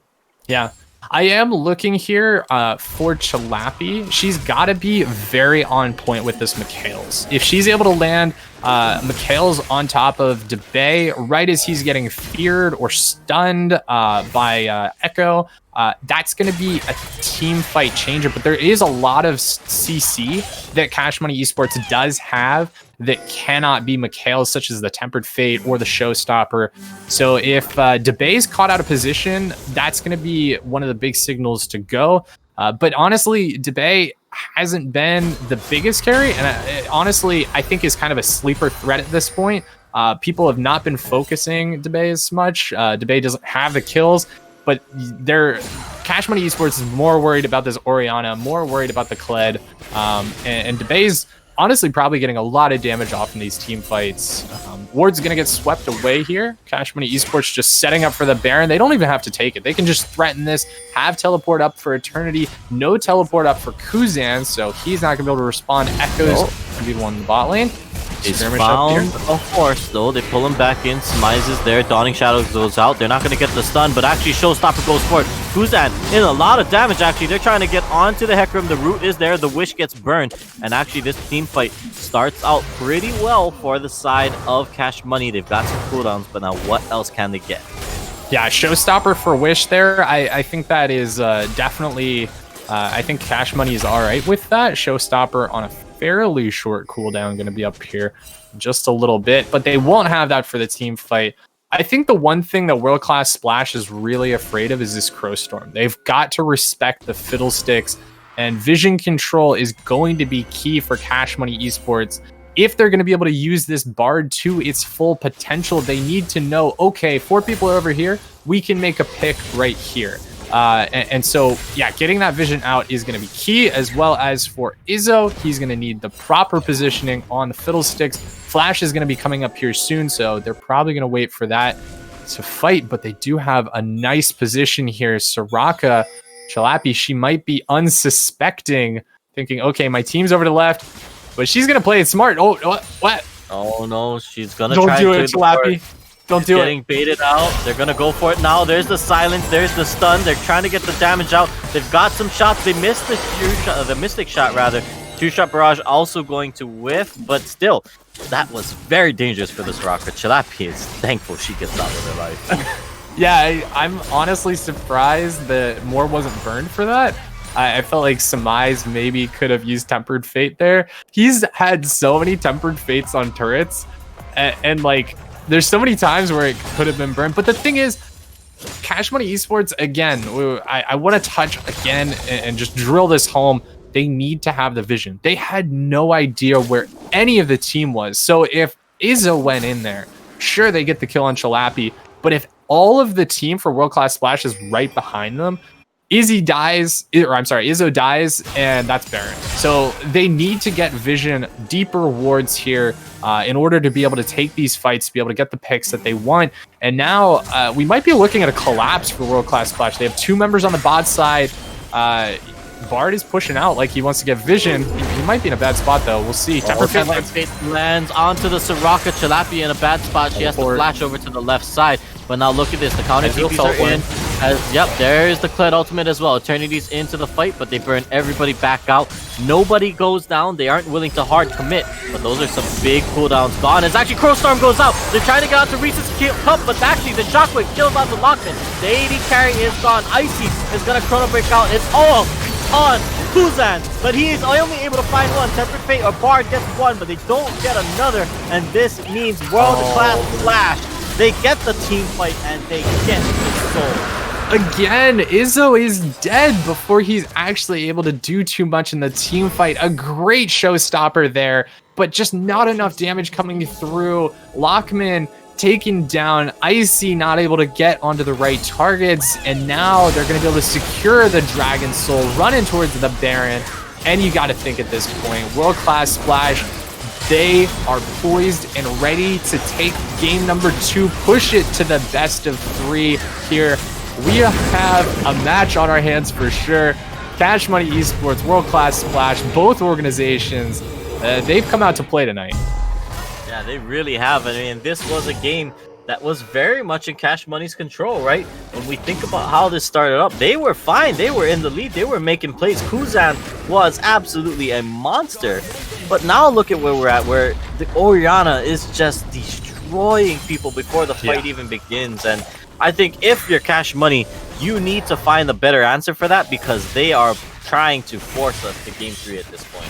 Absolutely. Yeah, I think the thing is, and again, I've harped on it probably too much, but the way they're playing this team composition, they're basically saying, okay, we'll match you 5v5. But the thing is, you've only got the Crowstorm and Showstopper. Those are your 2, 5v5 engage tools. Look at what they have for the side of World Class Splash. They've got so much power in Atlas. They've also got Reese's Cup throwing down the Shockwave, and they've got a great delivery system to actually get that ball where they needed to if they so choose. And they've also got so much healing from the Wish. Eternity taking a little bit of damage. He is being a great pressure though. Tempered Fate lands onto the center. That's the target.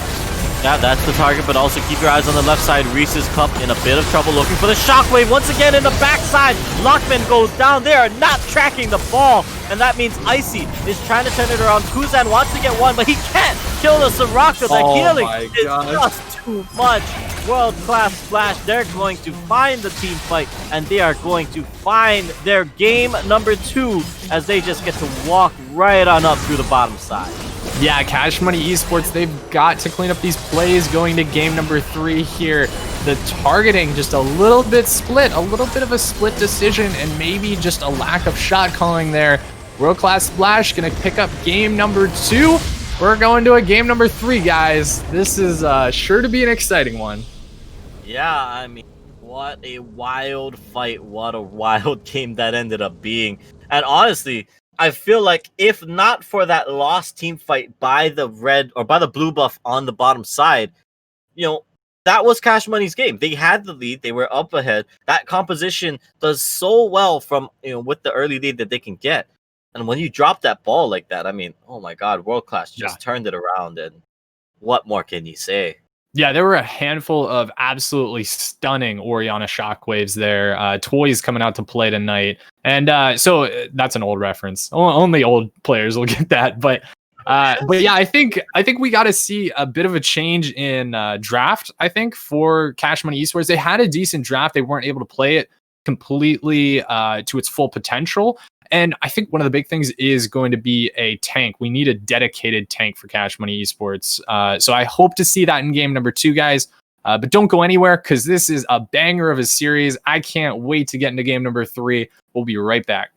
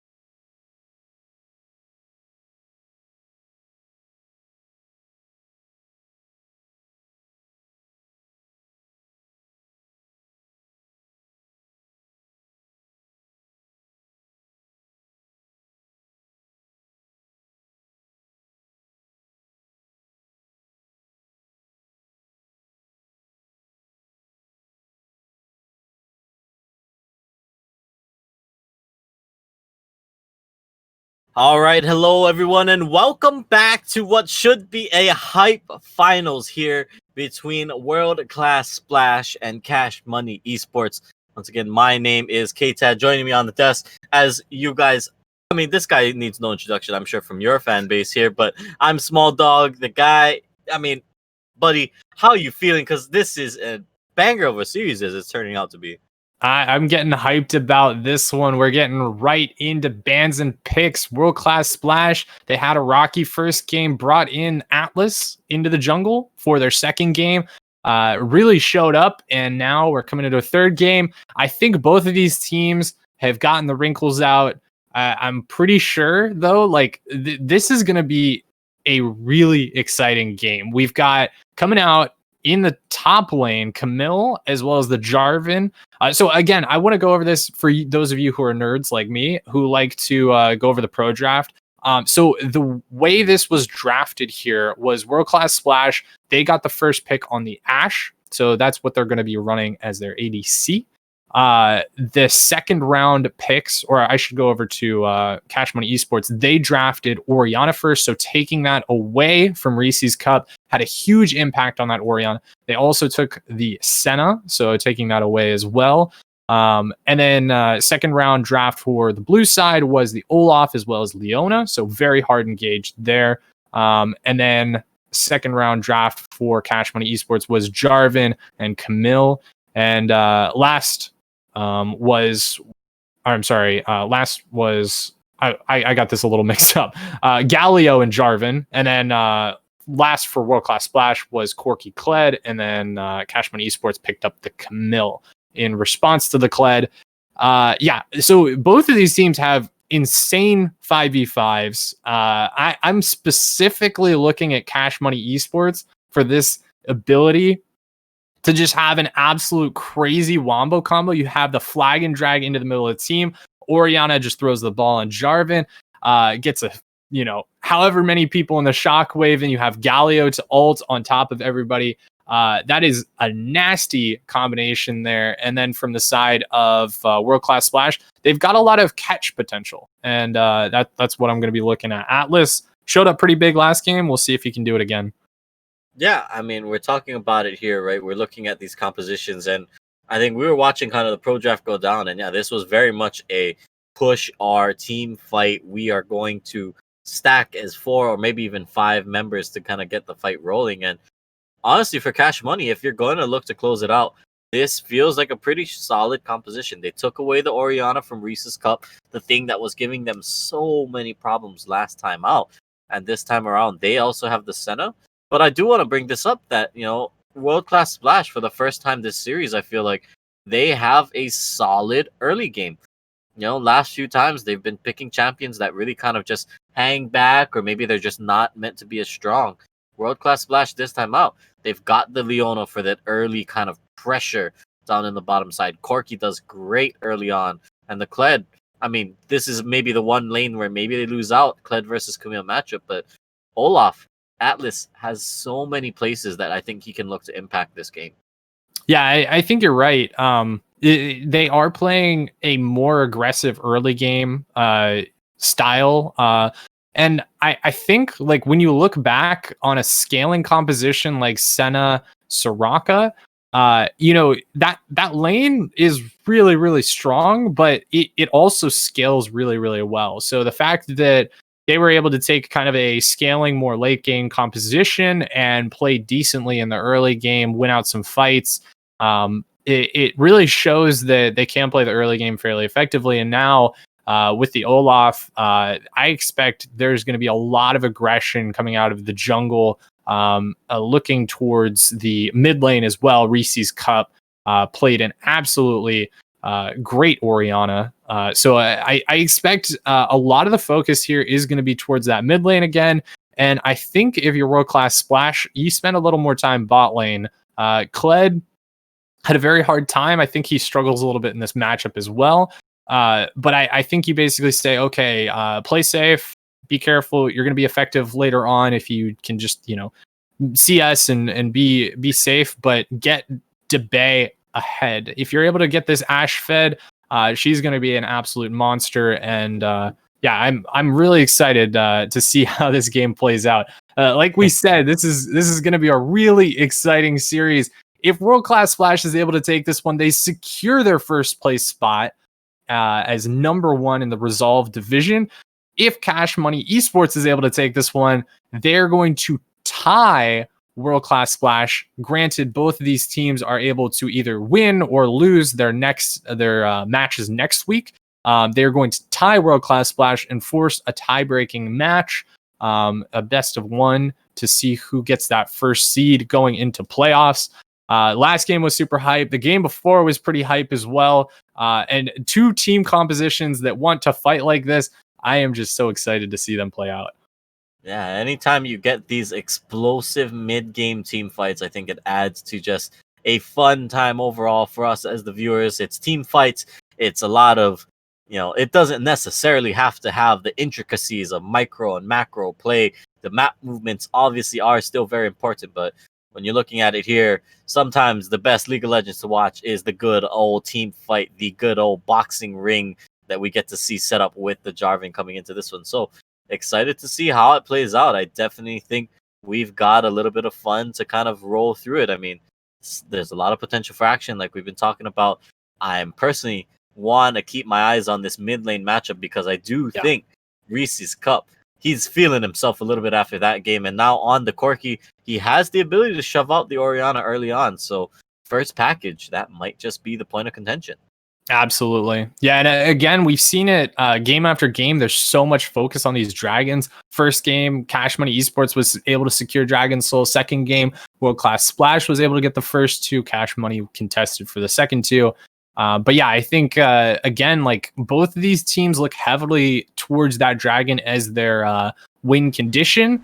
So again, I expect to see a lot of fights around them. And with compositions built like this, there's a lot of engage tools that both can use. And yeah, I'm honestly expecting a really explosive game. Both teams, they've got to want it. I think there's a lot to learn from those past two games as well. If they have a team captain or a coach shouting things out saying, okay, if we just clean up how we engage here, if we clean up how we play around the dragon, because both teams showed that they were really, really sloppy in those team fights. We saw extended engages in the mid lane, around the jungle, where both teams were just diving onto the back lines and not a lot of organized 5v5 play. But these compositions play out very differently.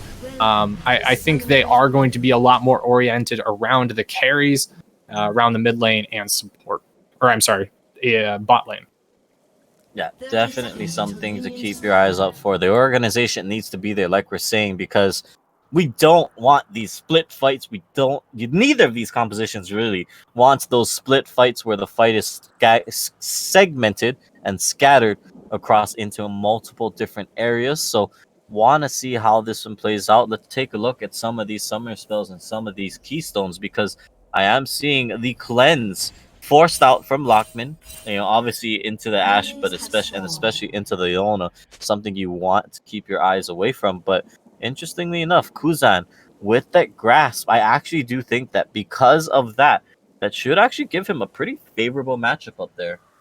Yeah, and Kuzan, he has been the guy who's been getting, solo aggression, solo kills in the top lane. He has been the carry for Cash Money Esports. I think that champion like Camille is going to suit his playstyle a little bit better. We saw him in the first game playing, I believe it was the Shen? Or no, I'm sorry, Aatrox. Yeah. So very heavy 80 carry, or I'm sorry, carry in the top lane. Second game, pulling out the gosh, I'm blanking so much. It was set, right? We just watched it. Playing the set, in aggression of the top lane.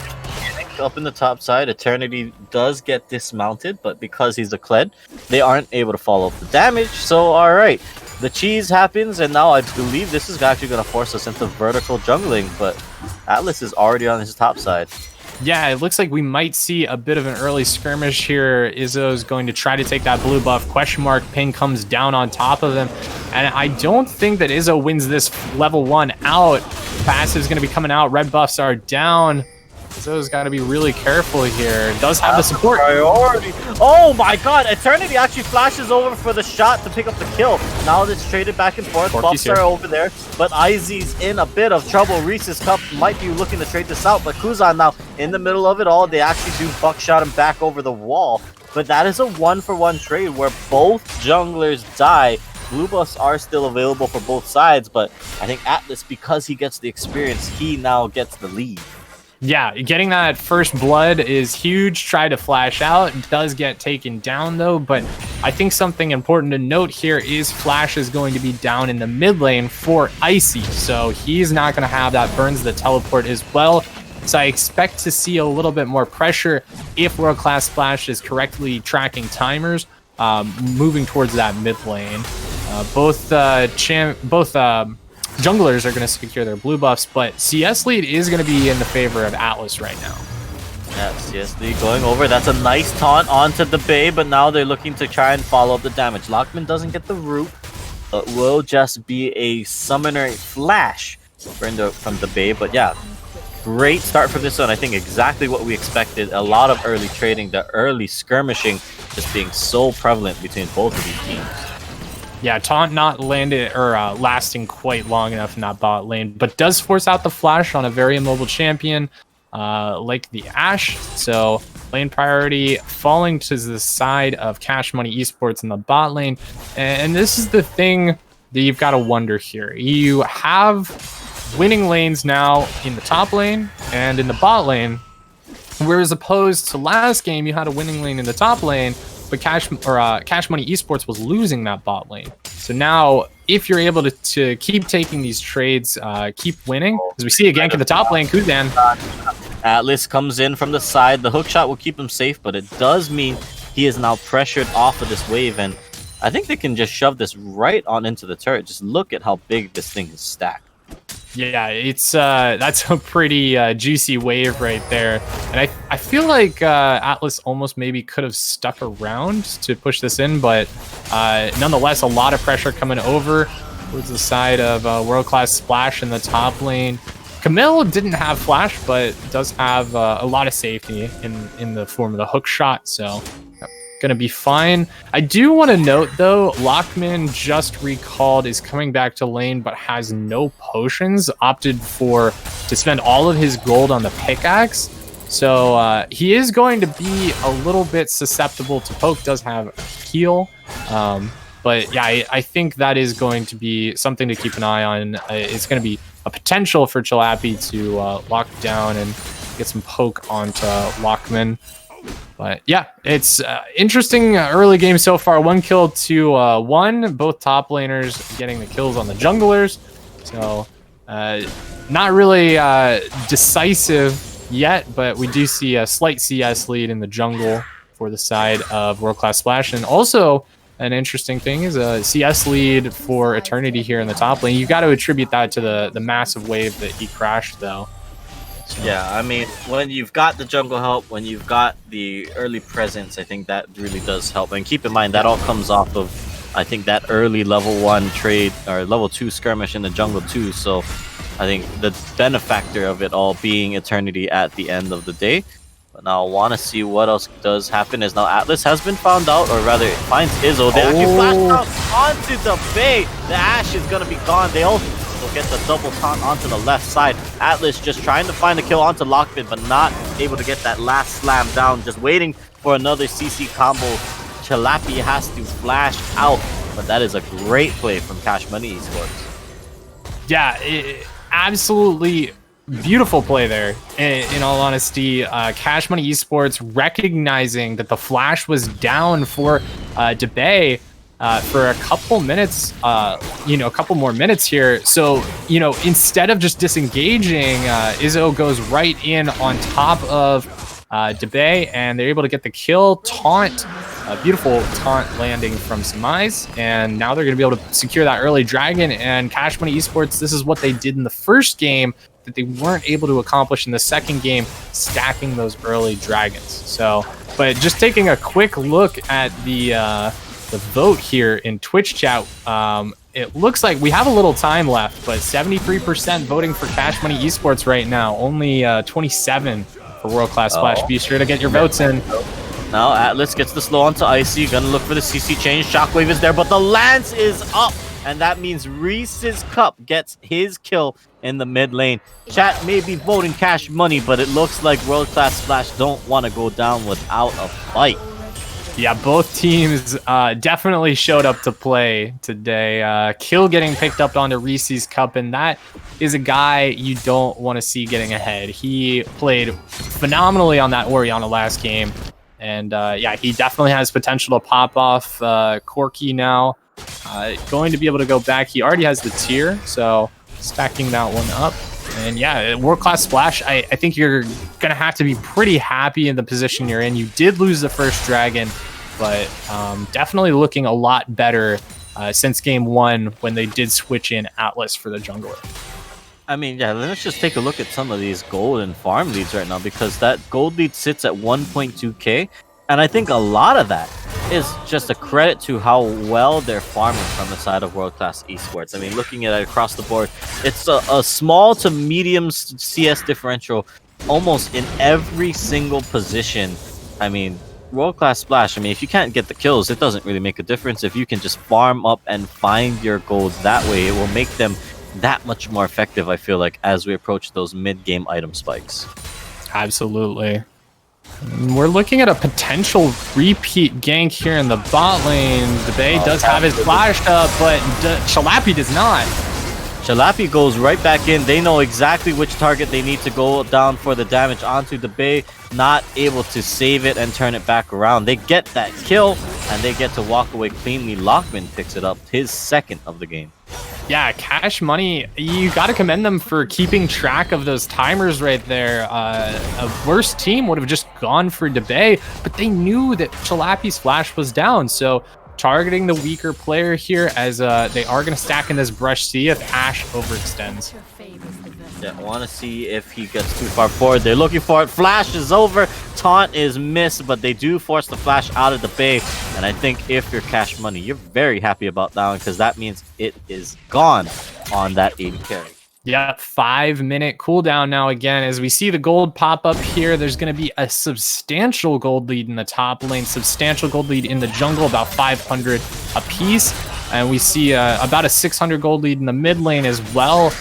So all carries looking fairly strong for World Class Splash. The only side that's really going in the favor of Cash Money Esports is going to be Senna. She has 2 kills under her belt. She's a little behind in CS, but she will be up about 300 gold. So not too bad, but yeah, World Class Splash, they are looking like they're in a pretty solid position, as we do see junglers paying a visit top lane right now.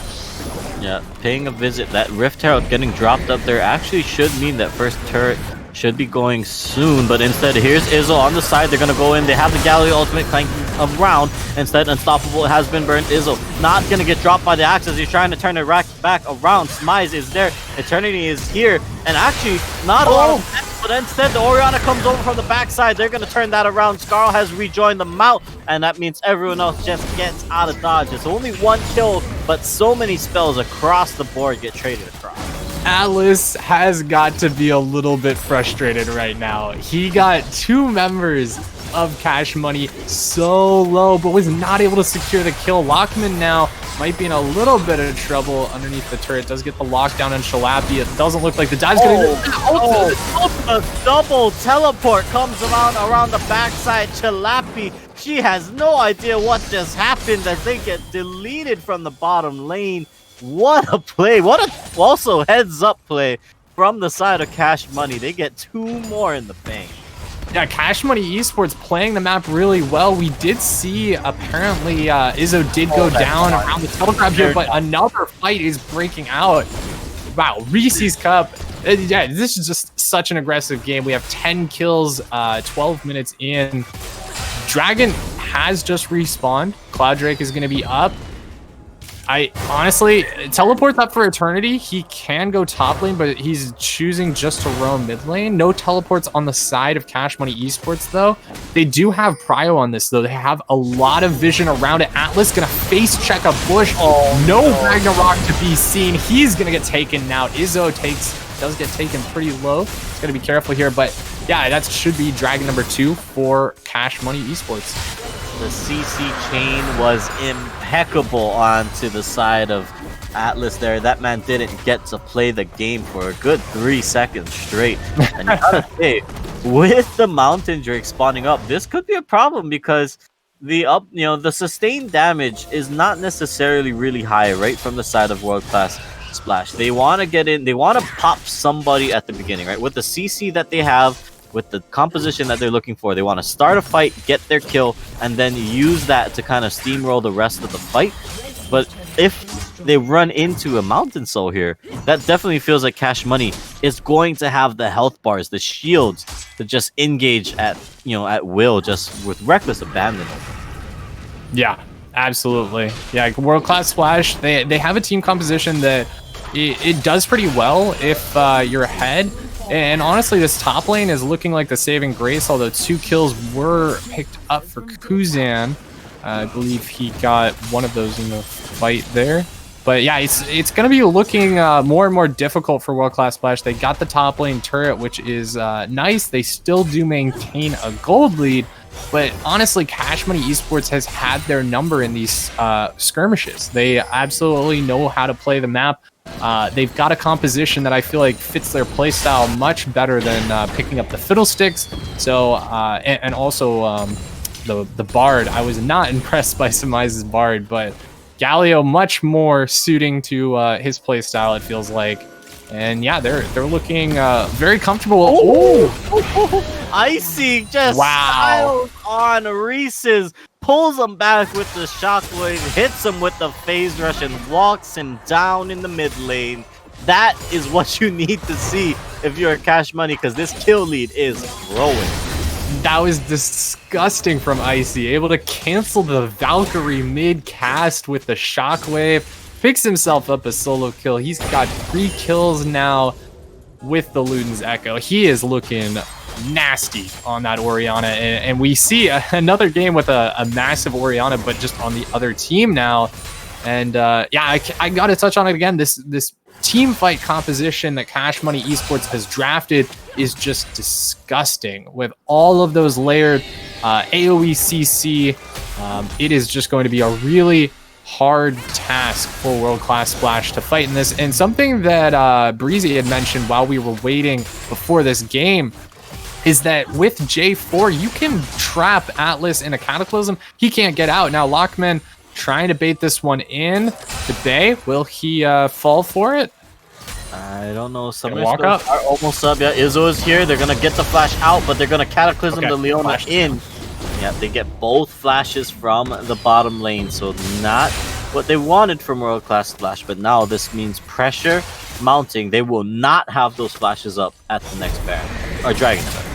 Yeah, the flashes are down, but we do see pressure exchanged in the bot lane here. Flash over the wall for Samize. Looks like they're going to be able to pick these kills up and possibly get the turret. Samize might be in trouble, though. Yeah, looking at it here now on the top side, Kuzan fighting up against Eternity. Underneath the turret, Eternity actually isn't able to finish it, but he still gets the outplay. Oh my gosh. They get the kills bottom lane while that was going down, but Eternity gets the kill top. What a trade across the board. Okay, these guys are still just fighting it out every chance they get. Yeah, blow for blow right now. Top lane looking good for World Class Splash. Cash Money Esports has the priority bot and mid. I honestly, gold is just about dead even. You see that 1K still in the pocket of World Class Splash, but it sure does not feel like it. I think the one thing is the top lane split push is going so heavily in the favor of Eternity. He's able to get that first turret. He's able to get the second turret. And now, I mean, you look at it, that's the gold lead right there, is the turrets in exchange for dragons right now. 2 dragons secured, 36 seconds before the next one respawns. And again, Cash Money is on top of their vision game. They secure the Scuttle Crab, they get some pinks down, and it looks like they might have priority on this one. Yeah, it looks like so far so good, but instead Flag and Drag is there. Remember, there's no flash. So that means the Bay just gonna get picked off. Burns the heal, but the taunt is around. Icy forced to just kind of run out from the top side as well. They don't get the counter kill, but that means that Cash Money gets to get the dragon in 6 more seconds. Yeah, World Class Splash might want to contest for this. There were 2 big ultimates burn there in the Cataclysm and what I forget what it is, Guardian Galio ultimate. Yeah. So, but they might want to actually fight for this one. They did lose Debay, but they honestly, this is going to be sole point if Cash Money Esports. Yeah, they have the package. They can do it. Yeah, here we go. They're trying to root back in. There goes the Corki, but he gets bonded up by the Galio. Smythe now trying to get some damage out. Eternity picks up the kill onto the Kameen Izzo. Now in the middle of it all, is actually in a bit of trouble. Oh my god. One fight for World Class Splash. Would you believe it? They distract them enough with their Corki, and they take the fight. Wow, Reese's Cup did a number on the team right there, able to Valkyrie, use the package, Valkyrie through, and then flashes the shockwave, so Icy burns it on nothing.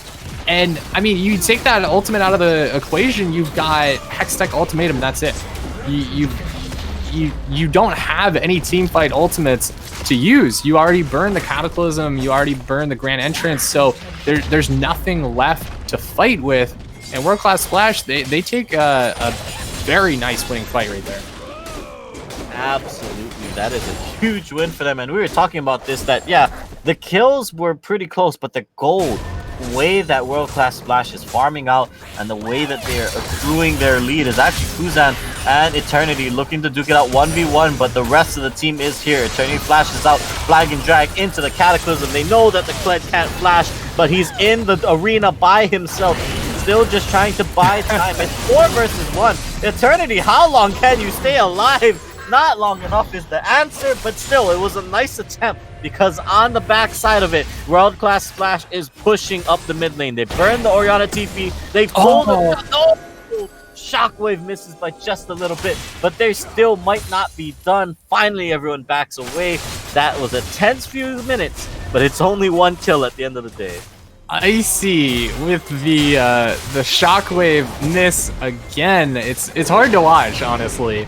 But yeah, a little over-aggression from Eternity. He did have the pressure in the mid lane, but they already take the outer tier 1 turret, so they weren't able to respond to the tier 2 turret in time. But good thought for World Class Splash. They saw, okay, 4 people are bot, let's just push mid, but weren't quite able to deliver on anything. But I think World Class Splash is still happy with the position there. They did give up 1 kill.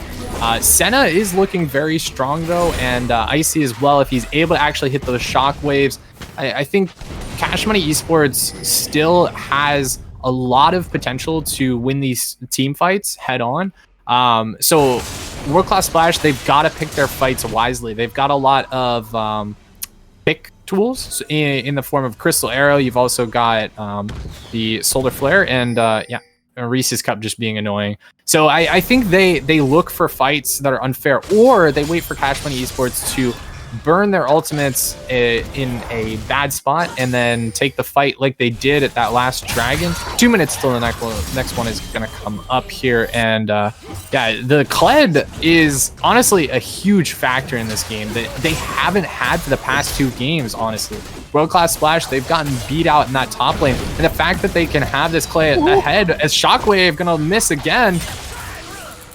Yeah, misses again, so it doesn't mean that anybody goes down, as once again we've returned to your regularly scheduled noodle fight in the bottom lane. Just, you know, different lane, same idea, same guys, but still yet looking at this here, look at this positioning actually from the side of World Class Splash. They might actually look to engage on that. There goes the enchanted Crystal Arrow. It's gonna go wide because of the hook shot, but this does mean that they get to push up this bottom lane. They're trying to brute force this and strong arm the inner turret. Solar Flare lands onto Kuzan, but I don't know if that's the play they're going to go for. Yeah, they just back away instead.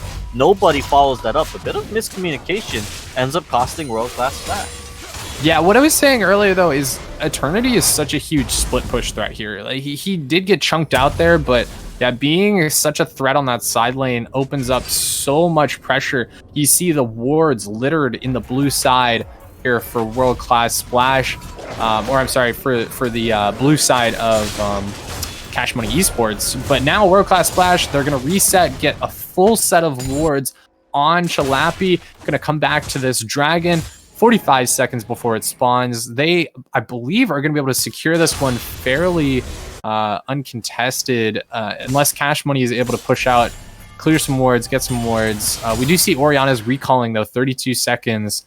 No teleport up though, so this might be a little bit difficult for her to join if they go right for it. Yeah, looking like they want to do it. The pressure, the vision needing to be controlled. Yep, there it is. Corki has it. And with the Dragon spawning in 15, he actually might be on a pretty good flank angle if they actually keep Kuzan in the area that he's at.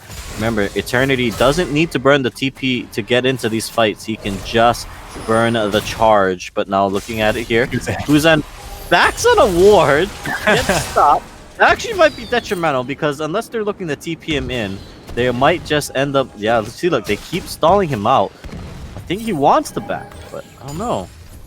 World Class Splash has an interesting composition here because they have the ability to pick off a champion if they find them independently, but they also have a lot of poke on their team as Chalapi is going to take quite a bit of damage there over the wall. And honestly, I feel like, okay, so the way that World Class Splash wins this is if they're able to poke or pick somebody off. Cash Money Esports, they've got to be decisive. They've got to say, okay, this is the target we're going for. We're going to all collapse, and now everybody's in the pit. Arrows out, and now they're looking for the heroic entrance. They already got the Dragon from World Class Splash, but the Shockwave is not burned just yet. There it is, and it picks up Leona. On the backside, keep your eyes on the 80 carries. Lockman's got some damage out, but with 2 members down, World Class Splash might be in a bit of trouble. Eternity about to get double taunted up. Smize picks him off, and that means it's only to be alive, but it's not going to make a difference because everyone else is up. Cash Money Esports takes the fight, and they can take the Baron. That's what we were talking about. That's the decisiveness that you need in order to pull this composition off. They've got the team fight 5v5 potential, and now they're going to be able to secure Baron. They didn't get Dragon, so 2 for 2. World Class Splash grabbing the last 2, but are going to give up this Baron. We'll see. Oh my gosh, this is such a crazy game. The kills, I mean, you got to look at this. The gold lead is heavily in the favor of World Class Splash, but 17 kills over to the side of Cash Money Esports. It is now back in the favor of Cash Money Esports. I could not have asked for a better game number 3 in such an awesome series here. Cash Money Esports, they want to take this one to the tiebreaker potentially. World Class Splash, you know they want this 4-0. If they can pull it out, I have no words for this. Yeah, no, definitely a punch, counter punch, hold your breath type of moment playing this one out. And I gotta say, I'm very much enjoying this one, just coming into cast for you guys here. But overall, let's take a look at where we're at because the gold lead has been flip-floppity all game long. It now sits with Cash Money, but excuse me. They are still trying to build up some of their big item spikes, right? We're not really here with all of them just yet. They're still looking to finish out some of their critical points. And honestly, I don't even think we've seen the most chaotic team fight yet. I think there's still some more fighting to be had. Yeah, both of these teams so even at this point. World Class Splash just waiting for the Baron to run out, but the Shockwave means the Bay gets deleted. That's two big ults, though. That's 2 huge ults. So World Class Splash could look to engage here. Again, they saw the ultimates come out, and they can try to go for these engagements. But yeah, Debay just getting blown up before I could even finish that sentence. There's so much damage coming out for Cash Money Esports. There's so much damage now. They're still trying to siege this up. The taunt prevents anyone else from getting close to that fight. As now it looks like the side of Cash Money, they're just going to roll this one on down. They've got the mid. They're going to go for the bot. Even with Ashe respawning, I think they're still looking for posture with the large minion wave that they have accumulated down in this bot side. They've got 2 cannons, and that means they can very easily siege if they so choose. Yeah, a lot of wave clear coming out here, and I think Cash Money Esports, they don't want to take this fight knowing that they don't have the Cataclysm available, so they're just going to back off here. Ashe has respawned as well. Dragon in a minute 45, so both teams definitely going to be looking for this one. Again, just like game number 2, 2, was it? Soul point for both teams. So a very, very tense dragon fight as Crystal Arrow's gonna land. Out, but the immediate cleanse from Lockman means that he won't get punished for it, but still, they burn a big cooldown, so that means the rest of Cash Money are now looking to just hold the line and continue the siege up mid. Yeah, that cleanse is a much longer cooldown than the Enchanted Crystal Arrow, so we will see that come back up. Again, World Class Splash, that's their win condition right there. If they can get a pick onto a priority target, Lockman getting locked up like that is going to be a big issue going forward here. He is a major carry for their team. 3 items completed, and I'd love to know how many souls are on him right now. He's got to have quite a few. Level 14, almost 30 minutes into the game here. Dragon, 45 seconds. Pretty excited. Yeah, this is going to be a crazy team fight. Looking at what final item completions went through, we do see the Zonias now for Icy, so a little bit harder for them to keep a kill on him. But yeah, I gotta agree. So many spikes, so many kills getting traded back and forth. Finally, that top tier 1 goes down. I want to know, guys, tell us in chat. I know we've already had the poll, but let me know who you think is going to win, who you're rooting for, because this is an absolutely insane series. Chalapi going to get chunked out here before the dragon fight. Oh my gosh. 58 souls is what we're being told here. So, yeah, definitely a good amount of extra range there and damage on Lockman. Definitely a lot of damage. Still, they're keeping everyone at bay. Now they've started up the dragon, so Soul Point should be going over in just a little bit. The root is there onto the left side. Olaf's in, package in the back line though. Shockwave goes out, but the steal is over from the side of World Class Splash. Now in the middle of it all, Heroic Entrance trying to buy some space. They actually keep Icy alive as we move to the top side now. Kuzan trying to hook shot out, but Eternity shuts him down. So 2 for 1, but it's in favor of, I think, World Class because they get the dragon. That was huge. World Class being able to pick up the dragon. They have pressure in the top lane now as well, so the rest of the team is able to just go mid here. Eternity has to back off, but oh my gosh, there's so much swinging in the favor of World Class right now. Yeah, Lockman and Kuzan being dead means they can't go for the re-engage kills. They can't punish these low health bars on the side of World Class as they push out and through the mid lane. Gold still in favor of Cash Money, but when you consider that now World Class is 1 dragon away from finishing their soul, from getting that shield, it makes that much more of a dangerous prospect. And Cash Money, they would like, I think, to take this next fight because I have a feeling we've got a Baron Dance coming in. Yeah, and Eternity looks like he's going to overstay here in the top lane. No objective to grab, so looks like he's going to get traded for nothing here. Yeah, I mean, it's taken them a long time, though. They finally get the dismount off of him. Eternity, though, will get dropped. Shutdown goes over to Izzo. But with him dead, that's actually at the worst possible time, because look at it here. Pings come down. Baron is the call. Yeah, Cash Money. They don't even care about this Scuttle Crab. They're just going to go straight for it. Yeah, Ashe is stuck in the bottom lane here with Camille, so she's not even going to be able to join for this. Atlas has done a great job of stealing these, has Ragnarok available, but they're not even looking for it. There's no vision on it whatsoever. Kuzan going to be the target here. Might become victim. Solar Flare is going to land. Crystal Arrow lands onto him. It's a 1-on-3. Dawning Shadow is going to go up for the shield, and that means they get the trade. Atlas is around the backside of the pit, but he can't get in. Yeah, Flash is not there. That means Baron goes over. They get the kill, but they trade it for a Baron. Eternity still hasn't spawned yet. Keep that in mind. So now they have the power, and in game state swings once again in Cash Money's side. It's just back and forth constantly here. Cash Money securing themselves a Baron, but I'm interested to see what they can actually do with it. They don't have any outer turrets left. It's just the top tier 2 turret left outside the base for World Class Splash.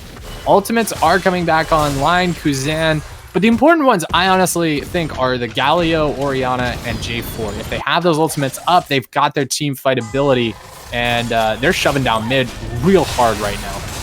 Yeah, we'll have to see what they want to do. Icy has his TP on the bottom side, keep that in mind. But I want to say that they're going to be looking for some kind of big engage. They need to be able to force the side of World Class out of their base, or they will have to dive it underneath an inhibitor turret. Not the most favorable solution, but when you think about what other options they have, really not a lot. Is now Izzo chasing out, but it looks like instead he will just get pushed out as the ward, the vision game, now is the focus of the fight. Yeah, and again, we talked about it for the pick composition, the World Class Splash, or I think it was Cash Money Esports. They ran last time. Vision is super important. If you're going to pick somebody off from the rest of the team, you need to know where the rest of the team is. And World Class Splash, they've got to prioritize that as the dive is going to come through. They get the knockup, but now here they come into the team fight. They're trying to get out to the Bay, but the Ashe is down. Now can they get the re-engage? Dawning Shadows goes out as they keep Izzo alive. Chilapi in the front line trying to tank it up, but not able to get any more kills. Kled has yet to join the fight as his TP was cancelled, I believe, as now he's trying to get in. They get the inhibitor, and because they don't lose anybody else, they might actually just be able to walk this one right up to the top lane. A very well we're not done. That goes in. Eternity gets the 2-man shockwave from Icy, but they're trying to re-engage the fight. They want to stay alive for as long as they can. Ragnarok has been popped, but the Olaf goes down. Atlas is gone. Shut down to come over from the right side though as Corki is chasing him out. Reese's Cup wants to get a few more. They get the Galio, they trade it for the Olaf, but overall they prevent the second turret going down. Yeah, like Corki's getting shutdowns here, but you got to look at the carries here for World Class Splash. Atlas has no kills on him. There's no kills on the Ashe either. 0-7-3. Ashe is having an absolutely horrible game with all the lockdown that Cash Money Esports has available, and it's looking really rough. Cash Money Esports, they blow all of their ultimates in synchronous, and then it's just rinse and repeat. Just wait for them to come back off cooldown, and they win the fights once again. They just have to be very decisive here. Winning that early team fight has paid off big time. Solar Flare not going to pick up the dragon, and both teams on Soul Point. This is really exciting. All right, the 40-minute Dragon Soul is one we rarely see, but it is one that has significant implications, as now both teams really have maxed out the potential stats they can get from their Drakes. Now, looking at it here, 35 minutes into this one, still a 4K gold lead for Cash Money, but at this point, it really does not make that much of a difference. Critical item spikes being finished out from all across the board, as we are seeing everyone just positioning for that next big team fight. Actually, they wanted to catch out Reese's Cup, but they don't find them past the turret. They just back off for now. Yeah, Cash Money Esports, they're definitely looking to fight right now. I think that they're super duper strong.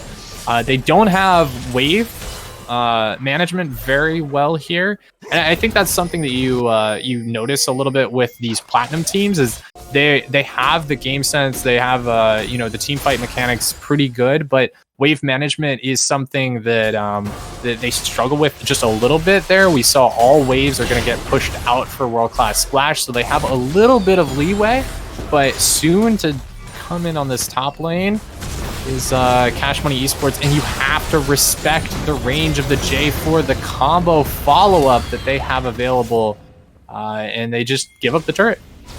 Yeah, they give it up. I mean, granted, it is just a tier 2 top, not something you want to necessarily lose the game over, but they do have Kled in the mid lane. They are looking for avenues of re-engage potential. For now, everyone else will just back off. Here comes the charge, though, as they're going right on through. Will he get there in time? He will not find the target, but the rest of the squad is moving very quick. And Chana Cristara also will hit, but it will not mean anything in terms of the engage. Yeah, it's too far back. So they were able to disengage far enough from the side of Cash Money, and now 2 big ultimates now. That was it. World Class Splash, they blew their engage. That was what they had to make things work, and now like ultimates are down. Cash Money Esports, they still have theirs. They're gonna go in. They're gonna go back in. There comes the hero's entrance all around the Cataclysm, but nobody gets knocked up. They're looking for the play right now. Chilapi tanking up as much as he can, but the Olaf running over onto the left side. Now keep your eyes onto Kuzan as he's forced over the wall. The rest of them going over. Soulfair will whiff. No taunt just yet, but they might look at it for the re-engage. Here comes the Corki. Valkyrie goes out, and they actually found Smize He goes down, and that means the support is out. They are not willing to commit to the fight, and they lose the support. Yeah, honestly, World Class Splash played that so well. They scattered so that Izzo was not able to get on any specific targets, any priority targets, and the ult from Samize just didn't hit anyone whatsoever. So everybody for World Class Splash playing that very well, respecting the ultimates, playing back.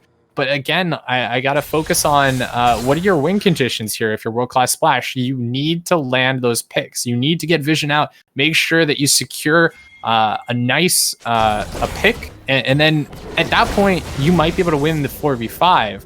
But if they keep taking these 5v5 trades, you just have so much utility for Cash Money Esports. The team fight ability that I don't think World Class Splash's composition can contend with. Yeah, definitely something where they are looking to try and figure out their ways into this game. Next dragon, final regular dragon, I should say, spawning in a minute and just some change here as they are trying to figure out what they are going to be able to do. Pause was there. Don't worry, guys. We didn't freeze. We are still very much in this game. We want to see how this one concludes. 55 seconds on the clock, and it feels like everyone is posturing for this next and potentially last team fight of the game.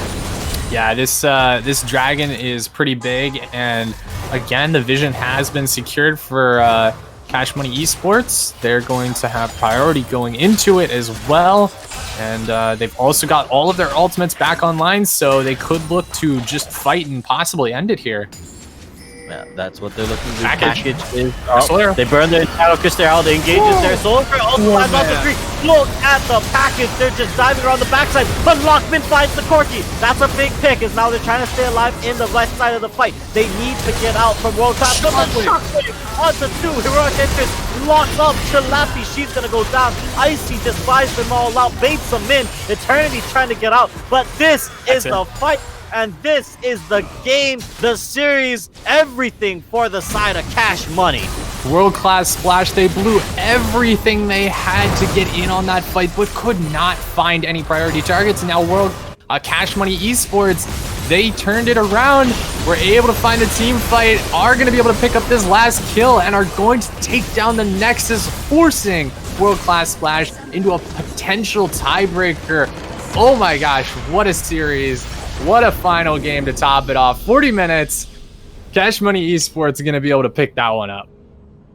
Absolutely. What a banger of a game. We saw team fight after team fight. It was so close. So many people were doing so many crazy things. I mean, what a game there from this guy. I mean, from these teams. I mean, absolutely incredible. And I got to say, that was a lot of fun. That was, yeah. It was a kind of a long cast here, 3 games. I don't actually know of all the games I've casted for ReDefy so far. I don't think we've had a game that's gone the distance, or a match that's gone the distance, all the way to 3 games. And this one definitely delivered. This was one of the hype matches. Number 1 seed currently, and number 2. Going head to head, and now we actually have a tie in this Resolve division. So I'm really excited to see how this plays out. It looks like we're going to get an interview from a couple of the players here. We get Icy, I believe. How you doing, Icy? How are you feeling after that win, man? We were pretty pumped. Even though the kills were really big in terms of disparity, it was still a super close game. So we were pretty pumped on that last team fight. Yeah, that whole time we were watching the gold, and it was actually for a large portion in the favor of World Class Splash, but you guys had the kills. But I want to go back. So you had a good, solid draft game number 1. Game number 2, you guys ended up going for more of a pick composition. What kind of went wrong in that draft, would you say?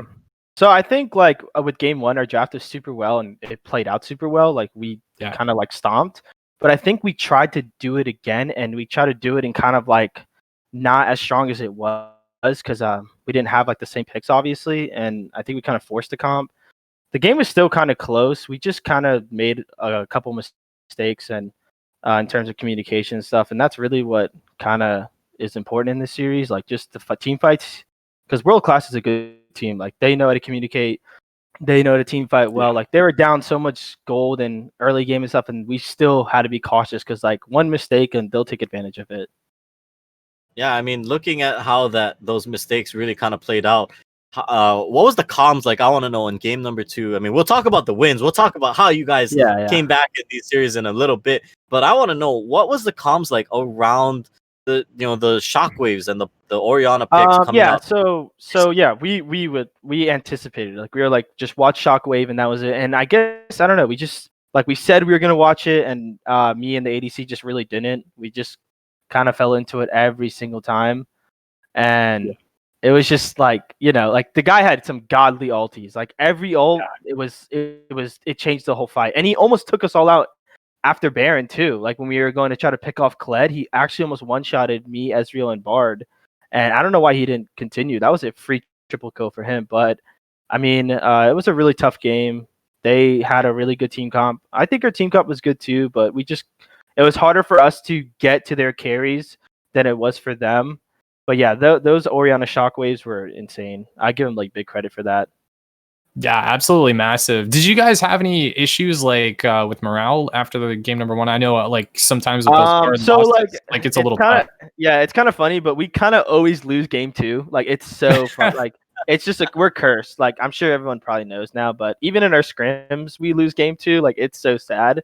So it's not that like we wanted to lose. Obviously, we wanted to try to get to 2-0. Who doesn't? We just like I don't know. We just tried to play with a decent comp, and it just kind of didn't work out. Comms were a little bad, so the morale after, we kind of just mental reset. I think we knew what the mistakes were. We knew they were in draft to begin with. Like instead of trying to force Echo, we just started banning who was it? We wanted to prioritize Orianna because we knew there was no counter pick, and we wanted to ban the Hecarim because Hecarim was such a big impact. Yeah. So we knew if they tried to do the Hecarim Kled again, it wouldn't really be as efficient. And that did work out because they went Kled into Olaf as well. So I think our draft was just good. I think we just focused on winning because we knew we won the first game. So it's not like we can't beat this team. So we just focused on that. We're like, we can win. We just draft well. We're really good at drafting. I think part of our strong suit is drafting. If you look at our drafts, it's really good. We just kind of did make that mistake the second game, not really noticing how much better their team conk is to engage rather than ours. And once we noticed that, it was pretty easy after that.